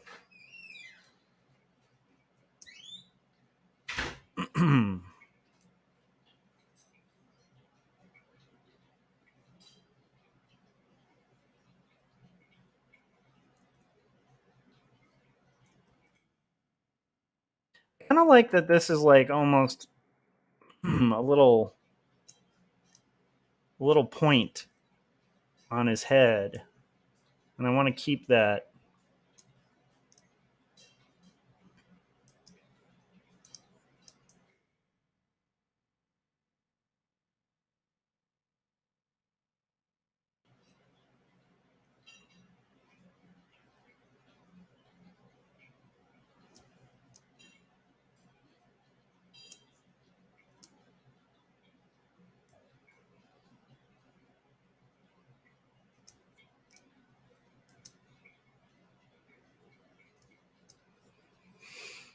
Let's see here.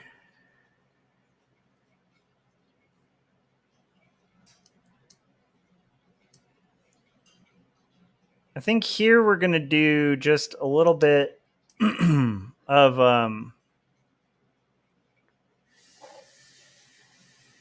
I think when it comes to coloring it in Photoshop, we might add like a splash of white texture and stuff on him. But I like the idea of keeping the chest sort of separated for the color.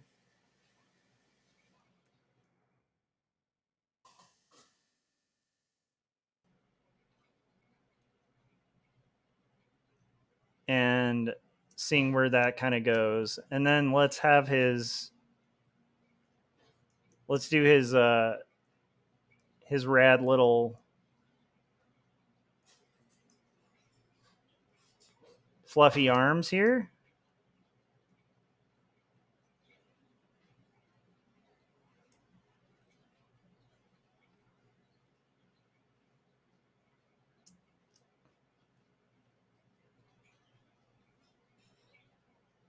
And I think we should be good to go, except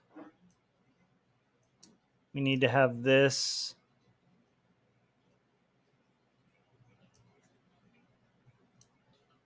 sort of worked out a little bit better.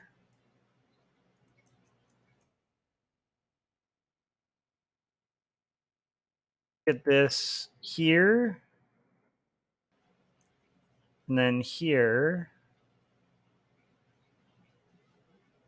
So we have kind of that going right here. So some of these transitions too, we're going to paint over and make a little clearer. But I think what I'll do here is his chest is going to be just a little bit more light.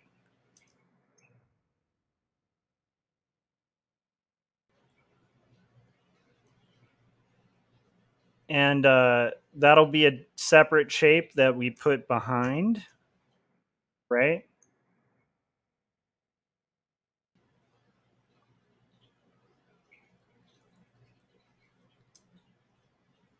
And then let's do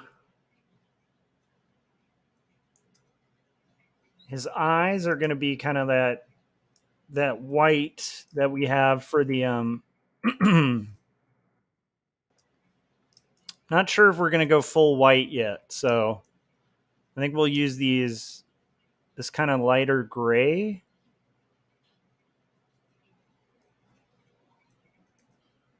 for his eyes.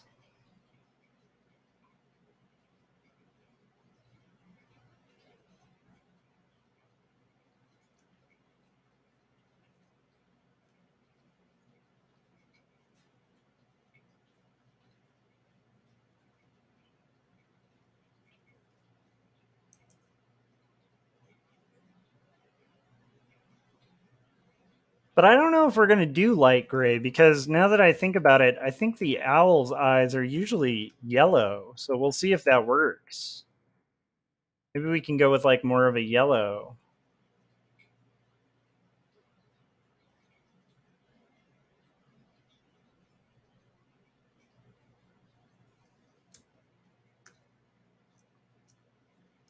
And let's see if that works.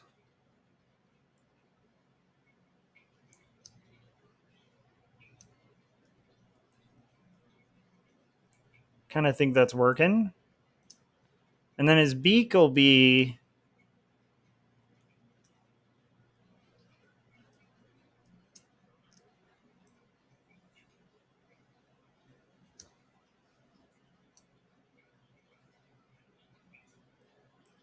his beak can either be this or we could go with like an orange beak.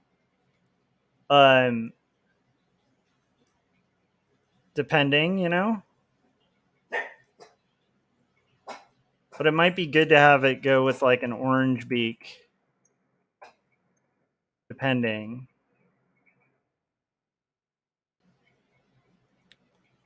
Because if we do the orange of the other beaks, I think that might actually work really nicely. Or not the other beaks of the flowers. And then we'll do, let's see here.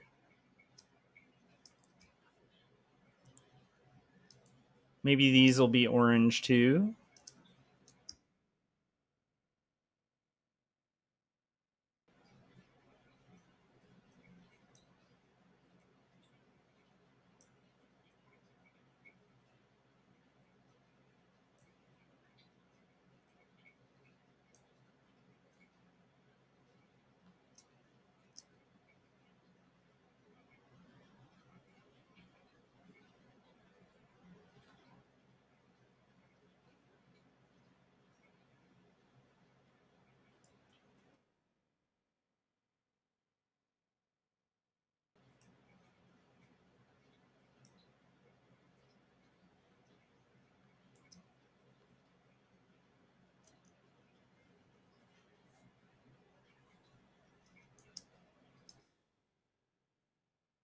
And let's do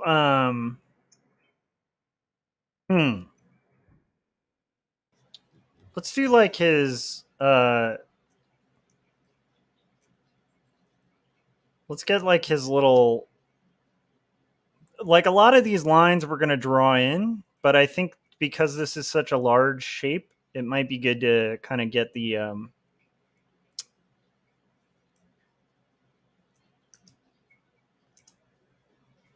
let's see. Okay.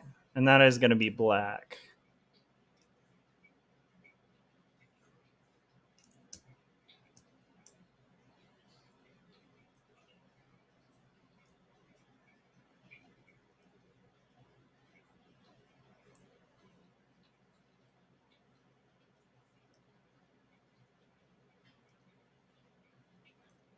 So then we're going to do our, cut this out.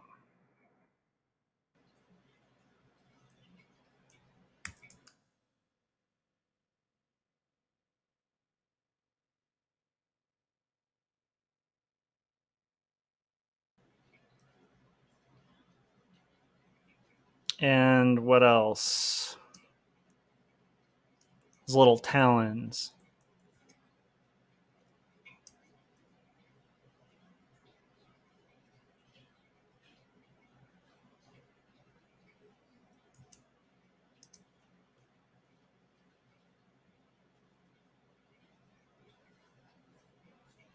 Okay.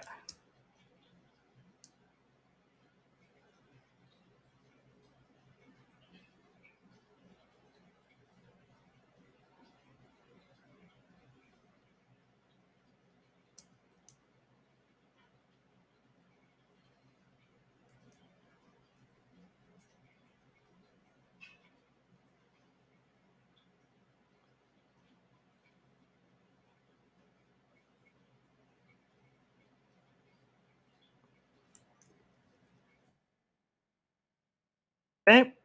We're getting there, guys. I don't know if I like the eye shape. I wonder if I should draw it more in there. Let's see if we changed it too much. Ah, okay. Now I see what's going on.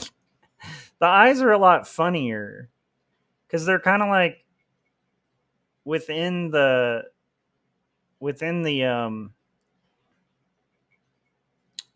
they're a little more owly.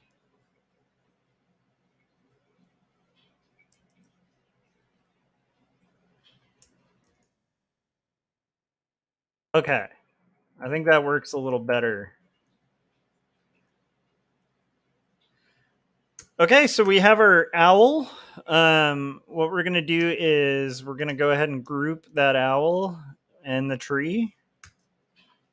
And then we're going to save. And then we're going to take another break. And we'll do the flats for the... and we'll do the flats for the fox. And then the main character. And then I think we'll be good to start bringing this in and like texturing it and stuff like that. So here is the trailer for. Let's check out let's watch the Christmas trailer for Two Stories.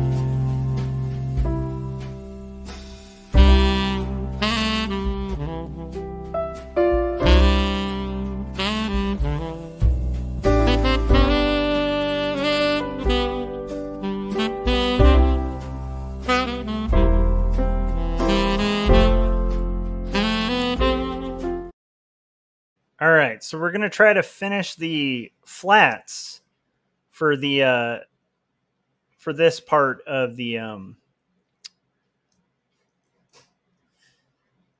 for this part of it, and then I think maybe take a lunch break, and we'll see where we go from there.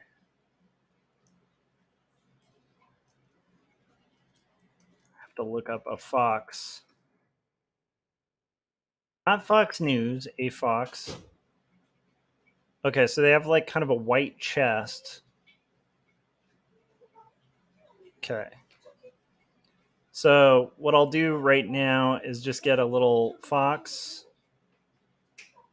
And then we'll go back to our little reference page.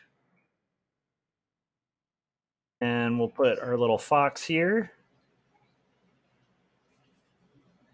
And our fox will be doable as long as we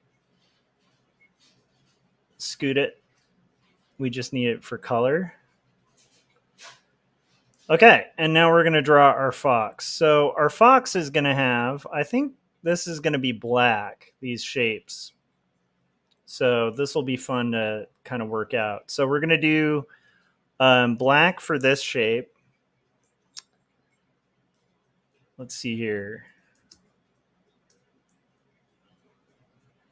Let's do our white first. So our white is this kind of off-white that we're using. We'll see if, again, like we might use white when we paint in.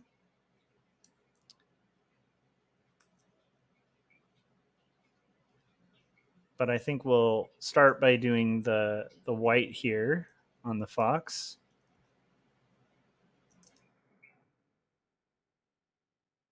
Hopefully our thing works here.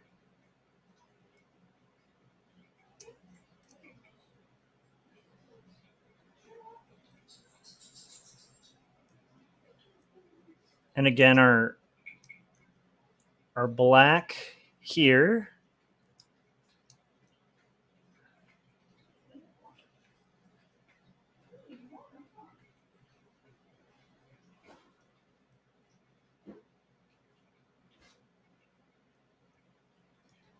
And I might even mess with the black when this is done, just to like make sure it's like a nice rich black.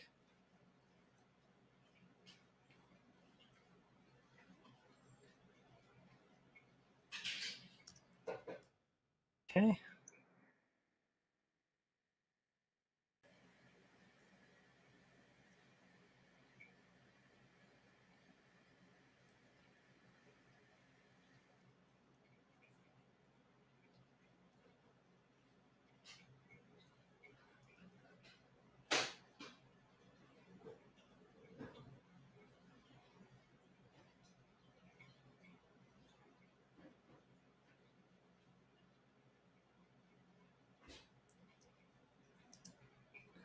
And I think this is like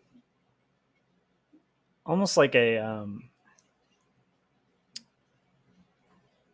eyebrow that I kind of want to make sure we get, because I think that's pretty good.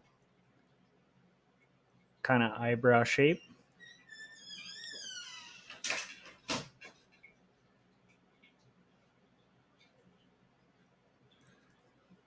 And then we're going to do our, I don't like this wobbliness here.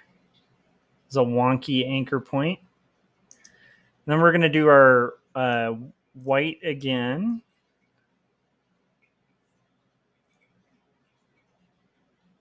Oh, you know what? This is all on the reference panel. That's not good. So let's go back to our animals. And let's drag this down to our animals. Let's get rid of this extra layer. Okay. Now our fox is going to have this kind of reddish hue. So let's try like making it a little brighter, like reddish orangish.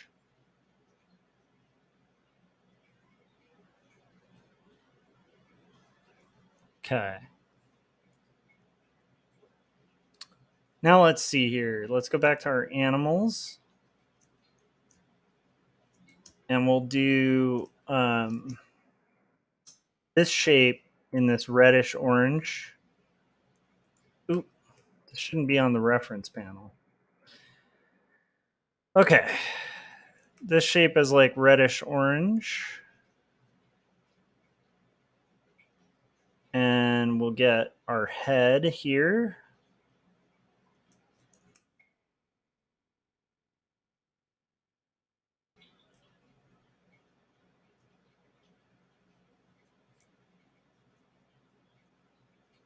And I'm trying to see.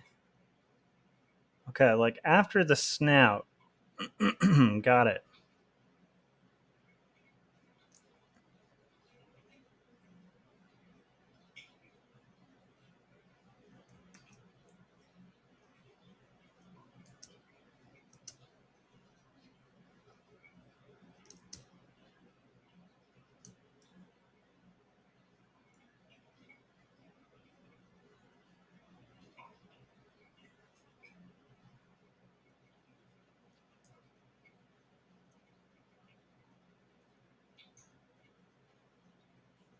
Okay.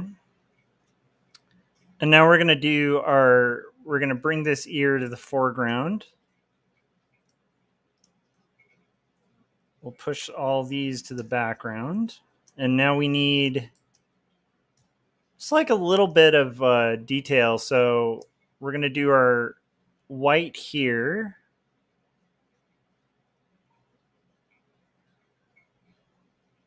For the head.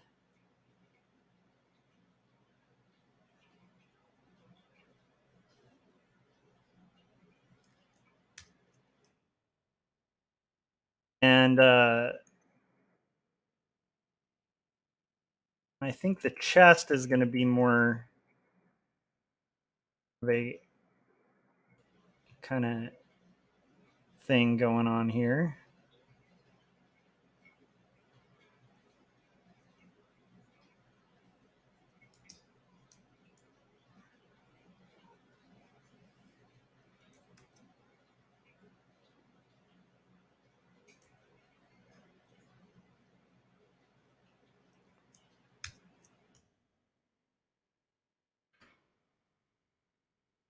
And then we might need to do just the eyes. Again, a lot of this we're going to get in there and do like pencil and stuff like that over it, just to kind of layer it and give it a real personality to it. But till then, we're just going to go ahead and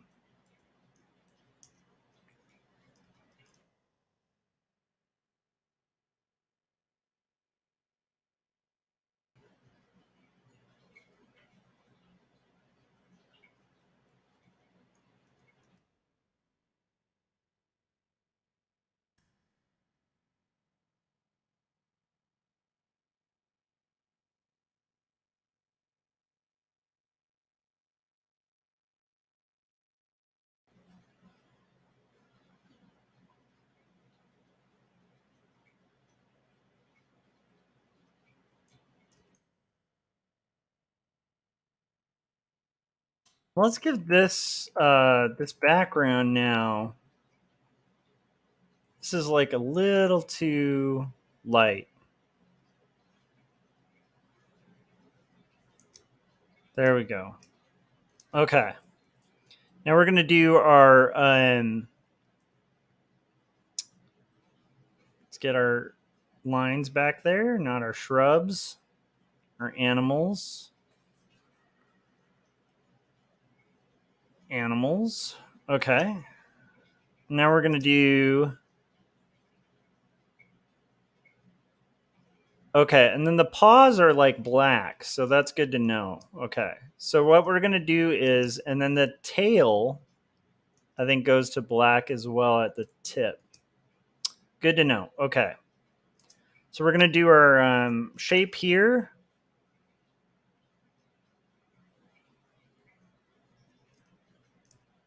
And I think that this animal might be behind the shrubs.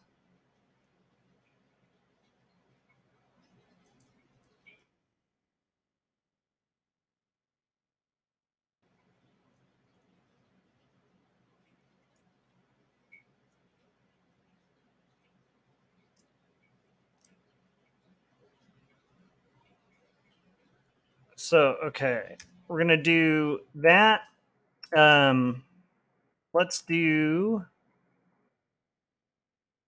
this part to just kind of cut out that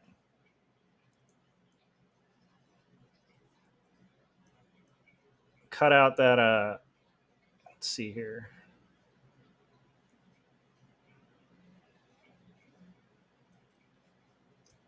Okay, and then we're going to do our black areas here. So this will be black.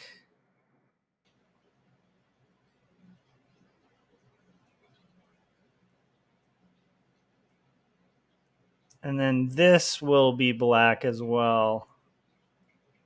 Which again, I think we're going to get into. And we will be working on that range. Actually, you know what? looking at this, it's actually going to be easier to do that when we get into Photoshop. So again, we're not doing gradients or anything like that. So we'll just do this, and then I think we'll paint that transition over. So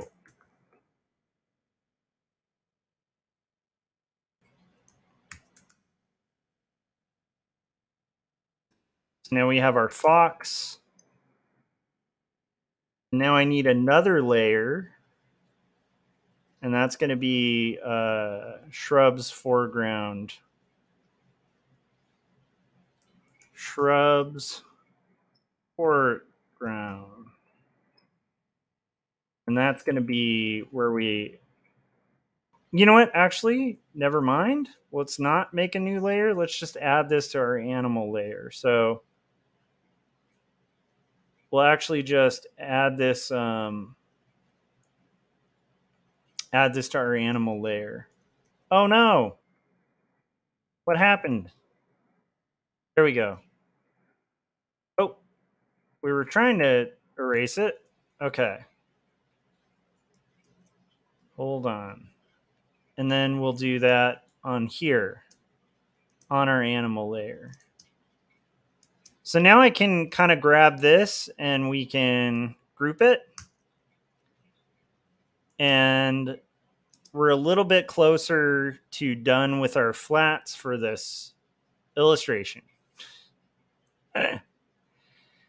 Oh man. Let's turn off our shrubs pencils. All right, so we have our flats almost worked out for our illustration. And again, this is going to start real flat and then we'll move from there. So let's play another trailer. And I'm going to get a cup of water. If you guys haven't yet, hit like. And here is Kids Say Kremble by Jim Lujan. We know the Georgia kids say the craziest thing. So, little Susie, do you have any brothers or sisters? I understand you're in third grade. How do you like that? Do you like your teacher? You like to do a lot of fun things at school? You got any hobbies, Susie? Any things you like to do when you're not in school? I hear you like to read. Well, right now I'm reading two stories written and illustrated by Joshua Kemble. It grapples with faith and mental illness. It's ultimately a story about redemption. It's a savage piece of writing. Also, I just finished up Jacob's Apartment, another one by Kemble. Jacob's Apartment weaves together elements of spiritualism and relationship dynamics, as well as atheism, and all the while it deals with abandonment and loyalty. It's a fierce, fierce read. Do you like ponies?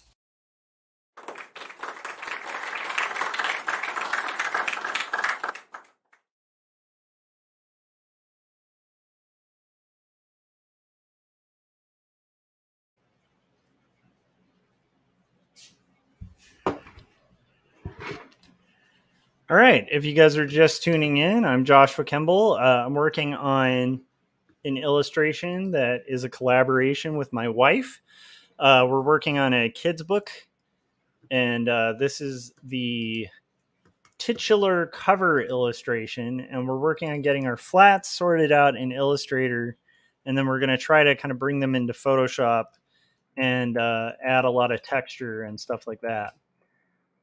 So here is a raccoon, a little raccoon character. So we're going to go back to our references panel, and then we're going to go ahead and put a raccoon there for reference, just so we can get that correct. So let's get that closer.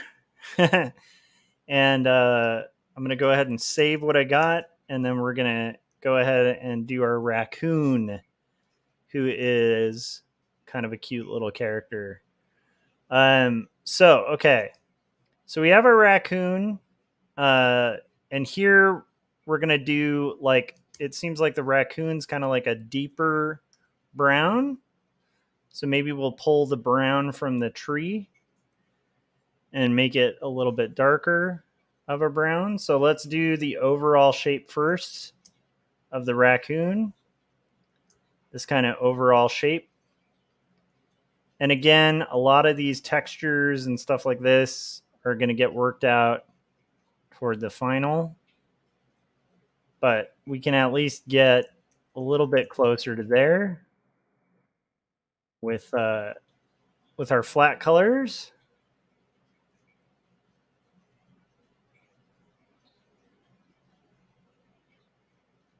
And try to kind of get some of the detail that's here sort of worked out a little bit ahead of time. But again, like, I'm planning on doing some pencil line over this, kind of give it some texture and flavor. I really like these little raccoon paws that she drew.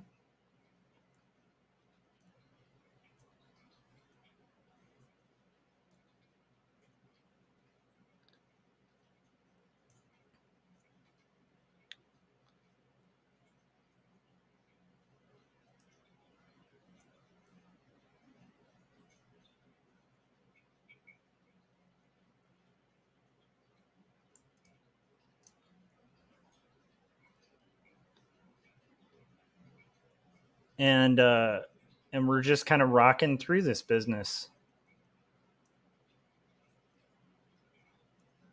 So in general, what I do on this channel is, I'll work on comics and stuff like that. But this is working on just like a kid's book illustration, kid's book cover, and doing some of the type of stuff that I do in-house places.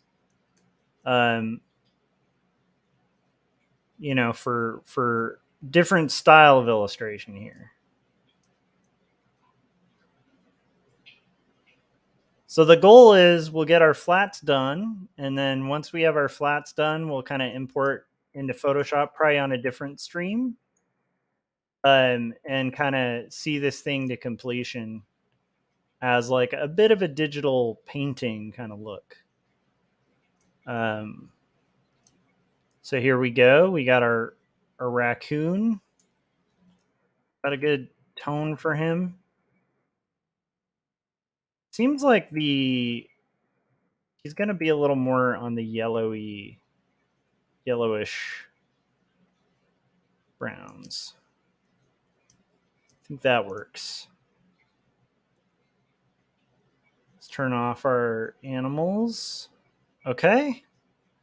And then we're going to get our white areas in here first, and then we'll get our black areas. So it seems like to me the raccoon has a little, like a light front. So we'll do that.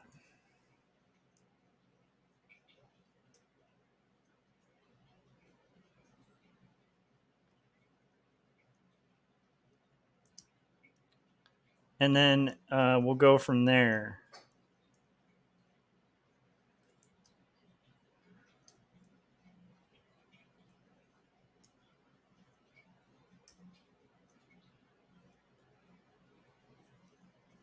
So let's see what we can do there. Oh.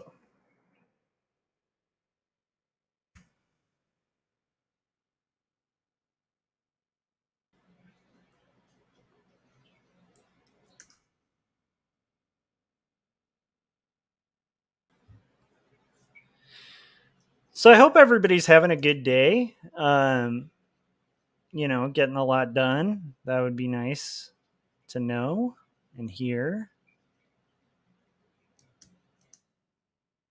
I feel like the raccoon's got kind of he's got like a little bit of a mouth thing going. Okay.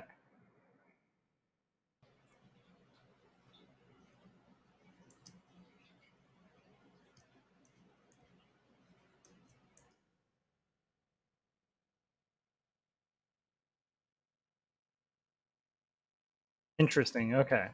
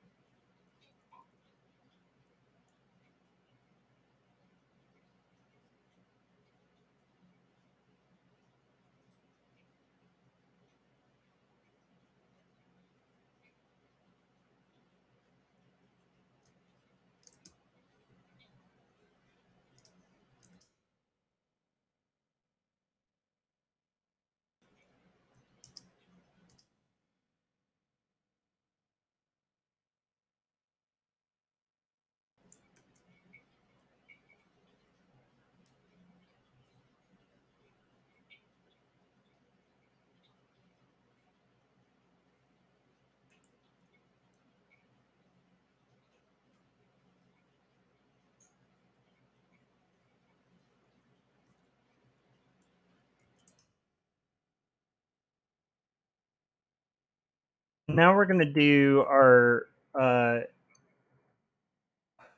white areas around the ears.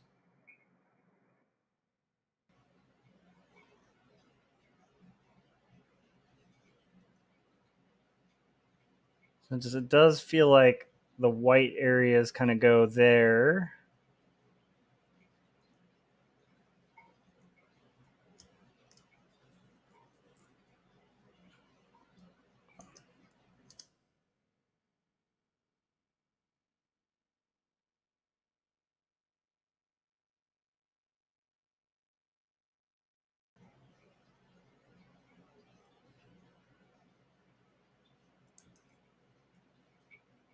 And then we'll kind of see where we go from there.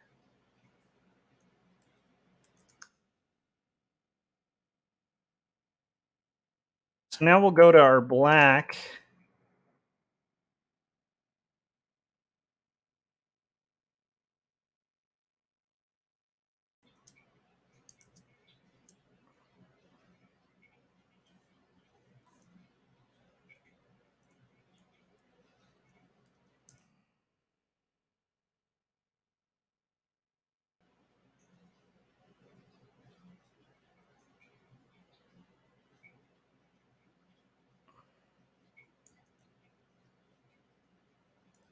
And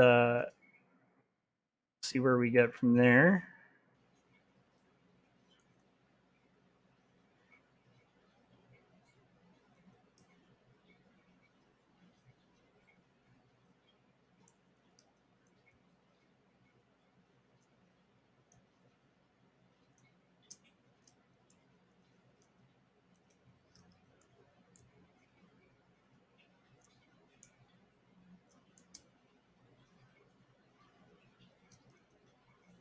And we'll have a little bit of white here.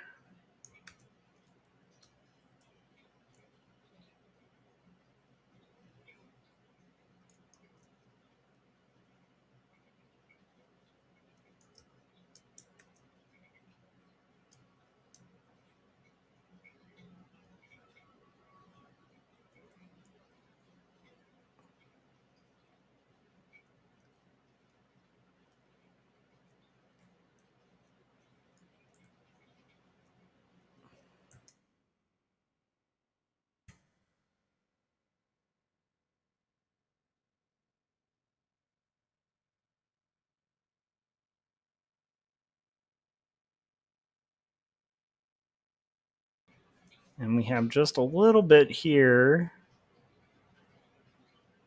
to kind of pull from. And then this can go in just a little bit.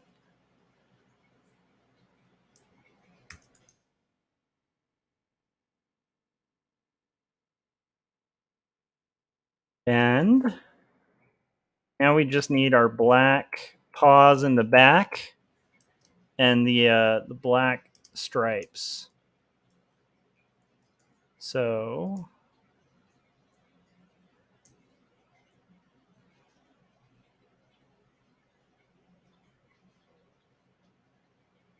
let's go ahead and do those.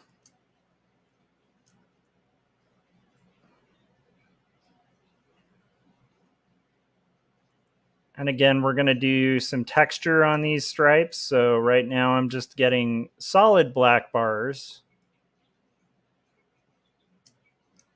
And we'll kind of work from there.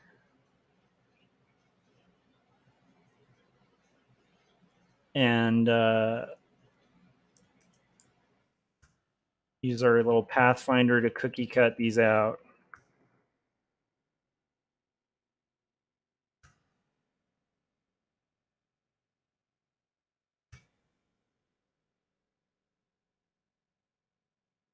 And that should do it for our raccoon. So now our raccoon, I'm going to go ahead and group. Oh, we missed the eyeball. There we go. Now we have our grouped raccoon. We can go ahead and turn off our layer visibility. We're getting a little closer to done. which means all we need to do now is that last animal, I believe, which is this little golfing dude. So we can start with, I think he's a gopher. So we're going to go ahead and look up gopher. And we'll kind of move on from there. So I'm excited. We're getting closer to done with this little flat color bit of the illustration here. And then we'll kind of work from there and make it come to life, which I'm really excited about. So I think there's a few things that I want to do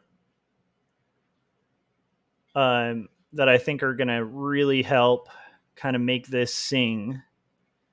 But we can't get to that till we get to this little woodchuck guy. So let's see here. We have gopher.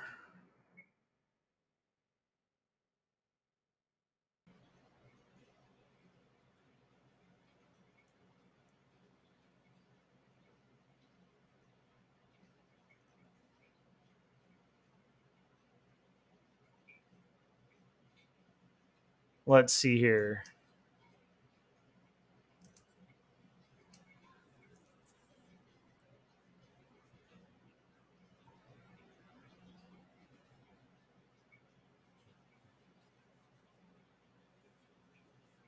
Is it a gopher or a groundhog?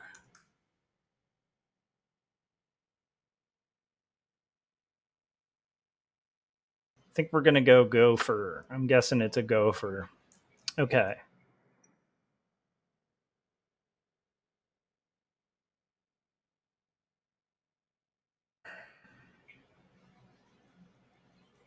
Okay, so let's get our gopher in the references, and then we'll kind of go from there. So for my references, I'm going to grab a gopher. Thought I was grabbing a gopher. Here it is. And we're going to kind of go from there. We're going to go for it. I'm here all day, guys. Okay.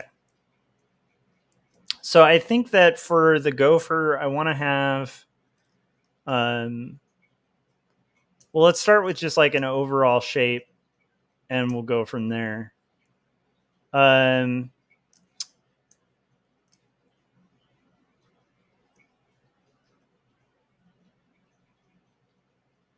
want to go more golden,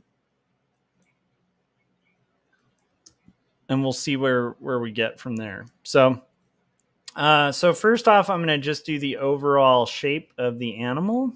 So let's do our gopher, who's going to be potentially like a lot bigger than the, like there will be a leaf in a second that we'll get to. But right now we're just kind of getting this gopher shape. This is going to go back here for sure. Go to his little tail.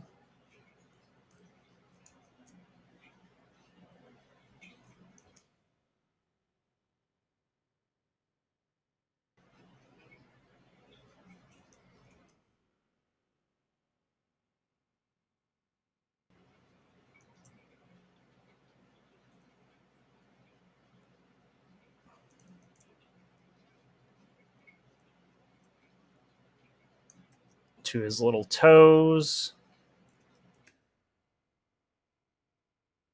Or her little toes. I think Hattie's a girl gopher.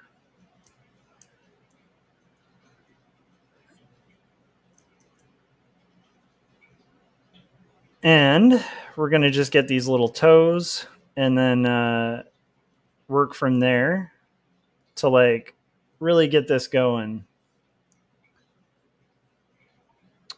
for the flat color.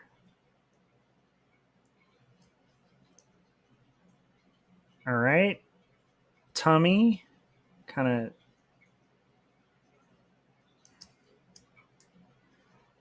chest here.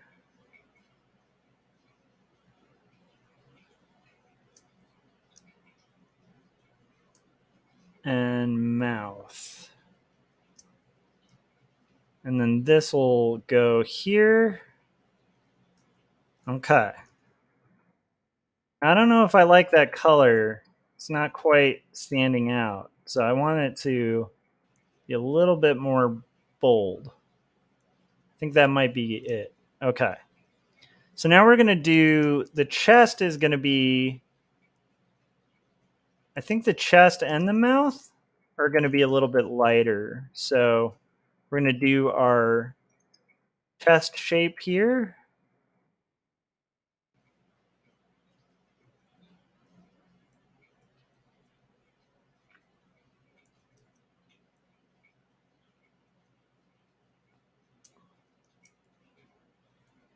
So that'll be the chest.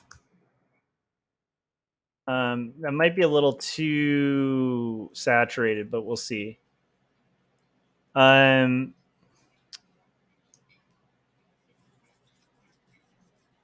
See if I like that.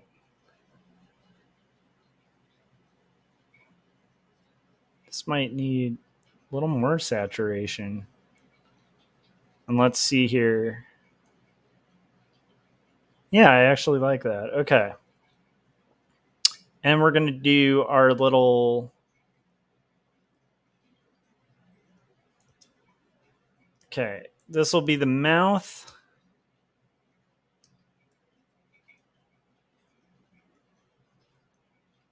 The mouth is definitely going to have some stuff going on.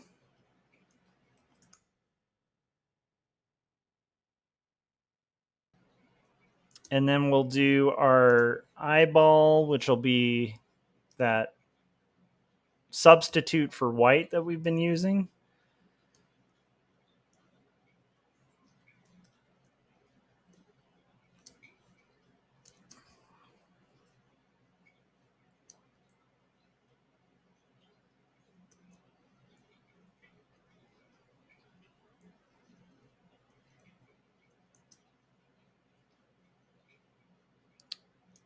And then we'll do black.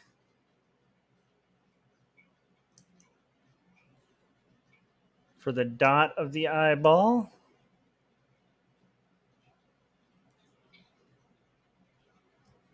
And black for the nose, which is going to be this kind of...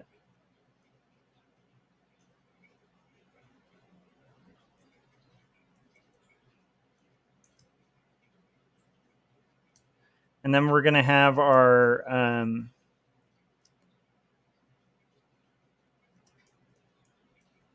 Okay, now we're going to have our green leaf.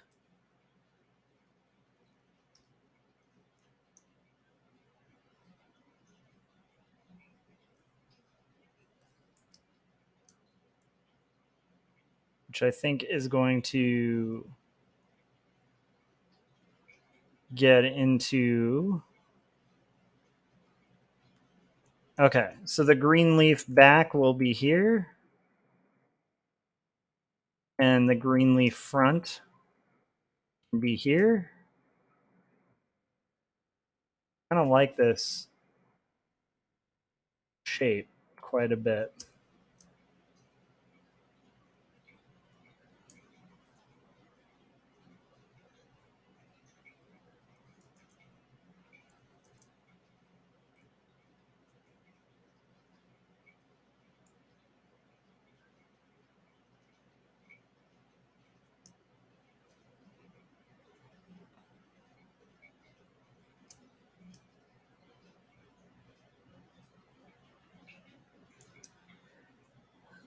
Love it.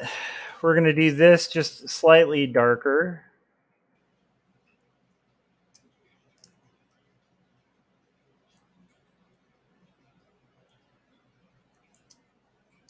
Maybe this can be a little bit more saturated, just a little bit darker.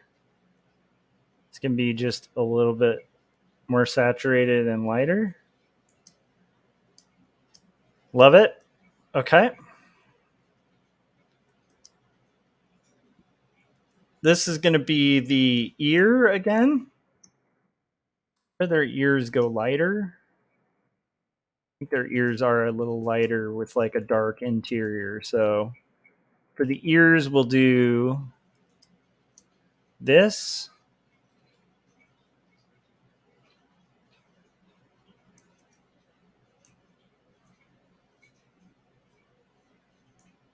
You know what? I think the ears actually should be just with like maybe light on the inside.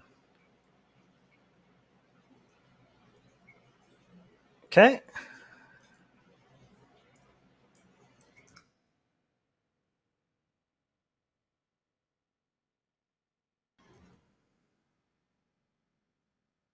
Loving it so far.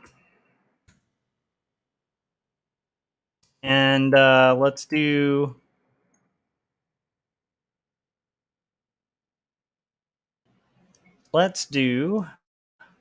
dark for the log here.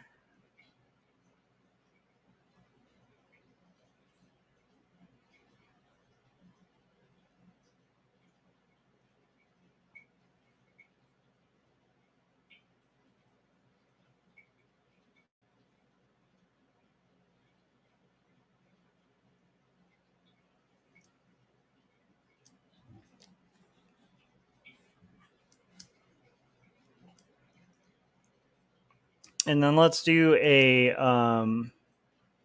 think like some green again for the leaf. I think these are attached with leaves or something. So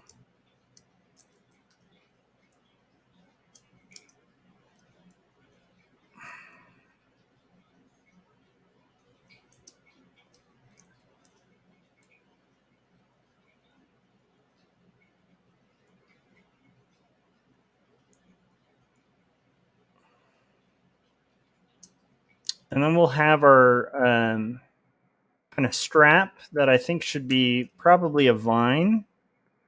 So maybe the strap's like a darker thing here. So we'll do the strap as like a vine. And I'm going to do that in 2 parts.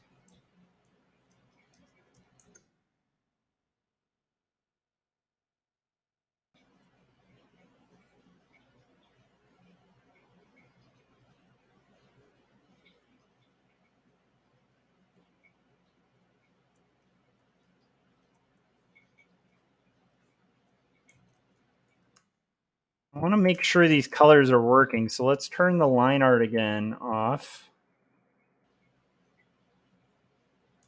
Let's make sure that, yeah, see, that's not working because of the value shift there. So we kind of want it to be just maybe, no, slightly like more of a value shift so that it doesn't blend into the background.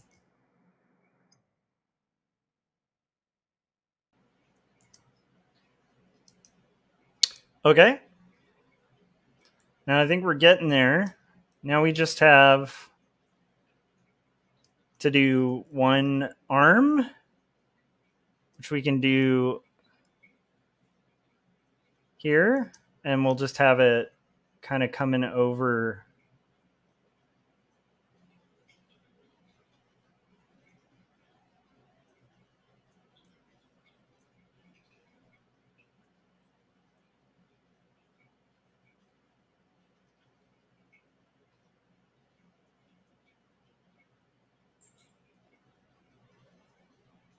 And there we go. We're getting there, guys. All we have left are the golf clubs. So we have our flat colors all kind of laid out for this final illustration. Now all we need is the golf clubs. And we'll just kind of do that. So let's do those as gray. Let's try like a a gray that kind of blends into the background here. Okay. So this will be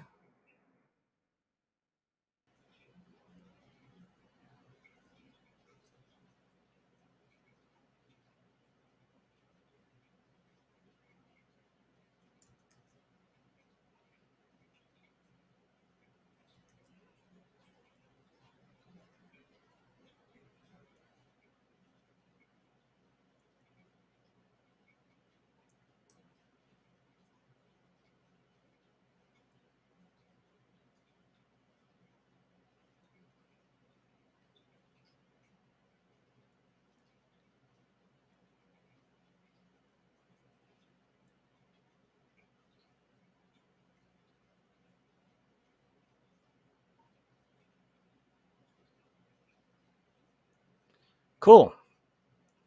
We have our clubs. We're just going to go ahead and put those right here. Yay.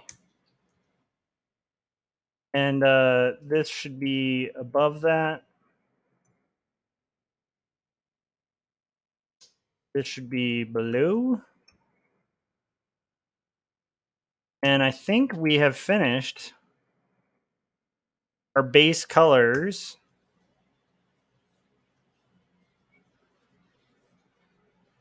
for the art. So it may not seem like much, but this is the beginning of where we're going to go here. So I'm very excited about this. I think it's going to be fun to kind of take this into Photoshop and make it into something really cool. So bear with me. We'll do that on the next live stream. For now, I'm going to go take a break, have lunch, and then we're going to come back and we're going to finish this up and really make this into a finalized kind of like more kind of textured, rad looking illustration. So we'll see if it works. Thanks to everybody who's tuned in, and I will see you guys on the next stream where we finish this illustration. All right, bye.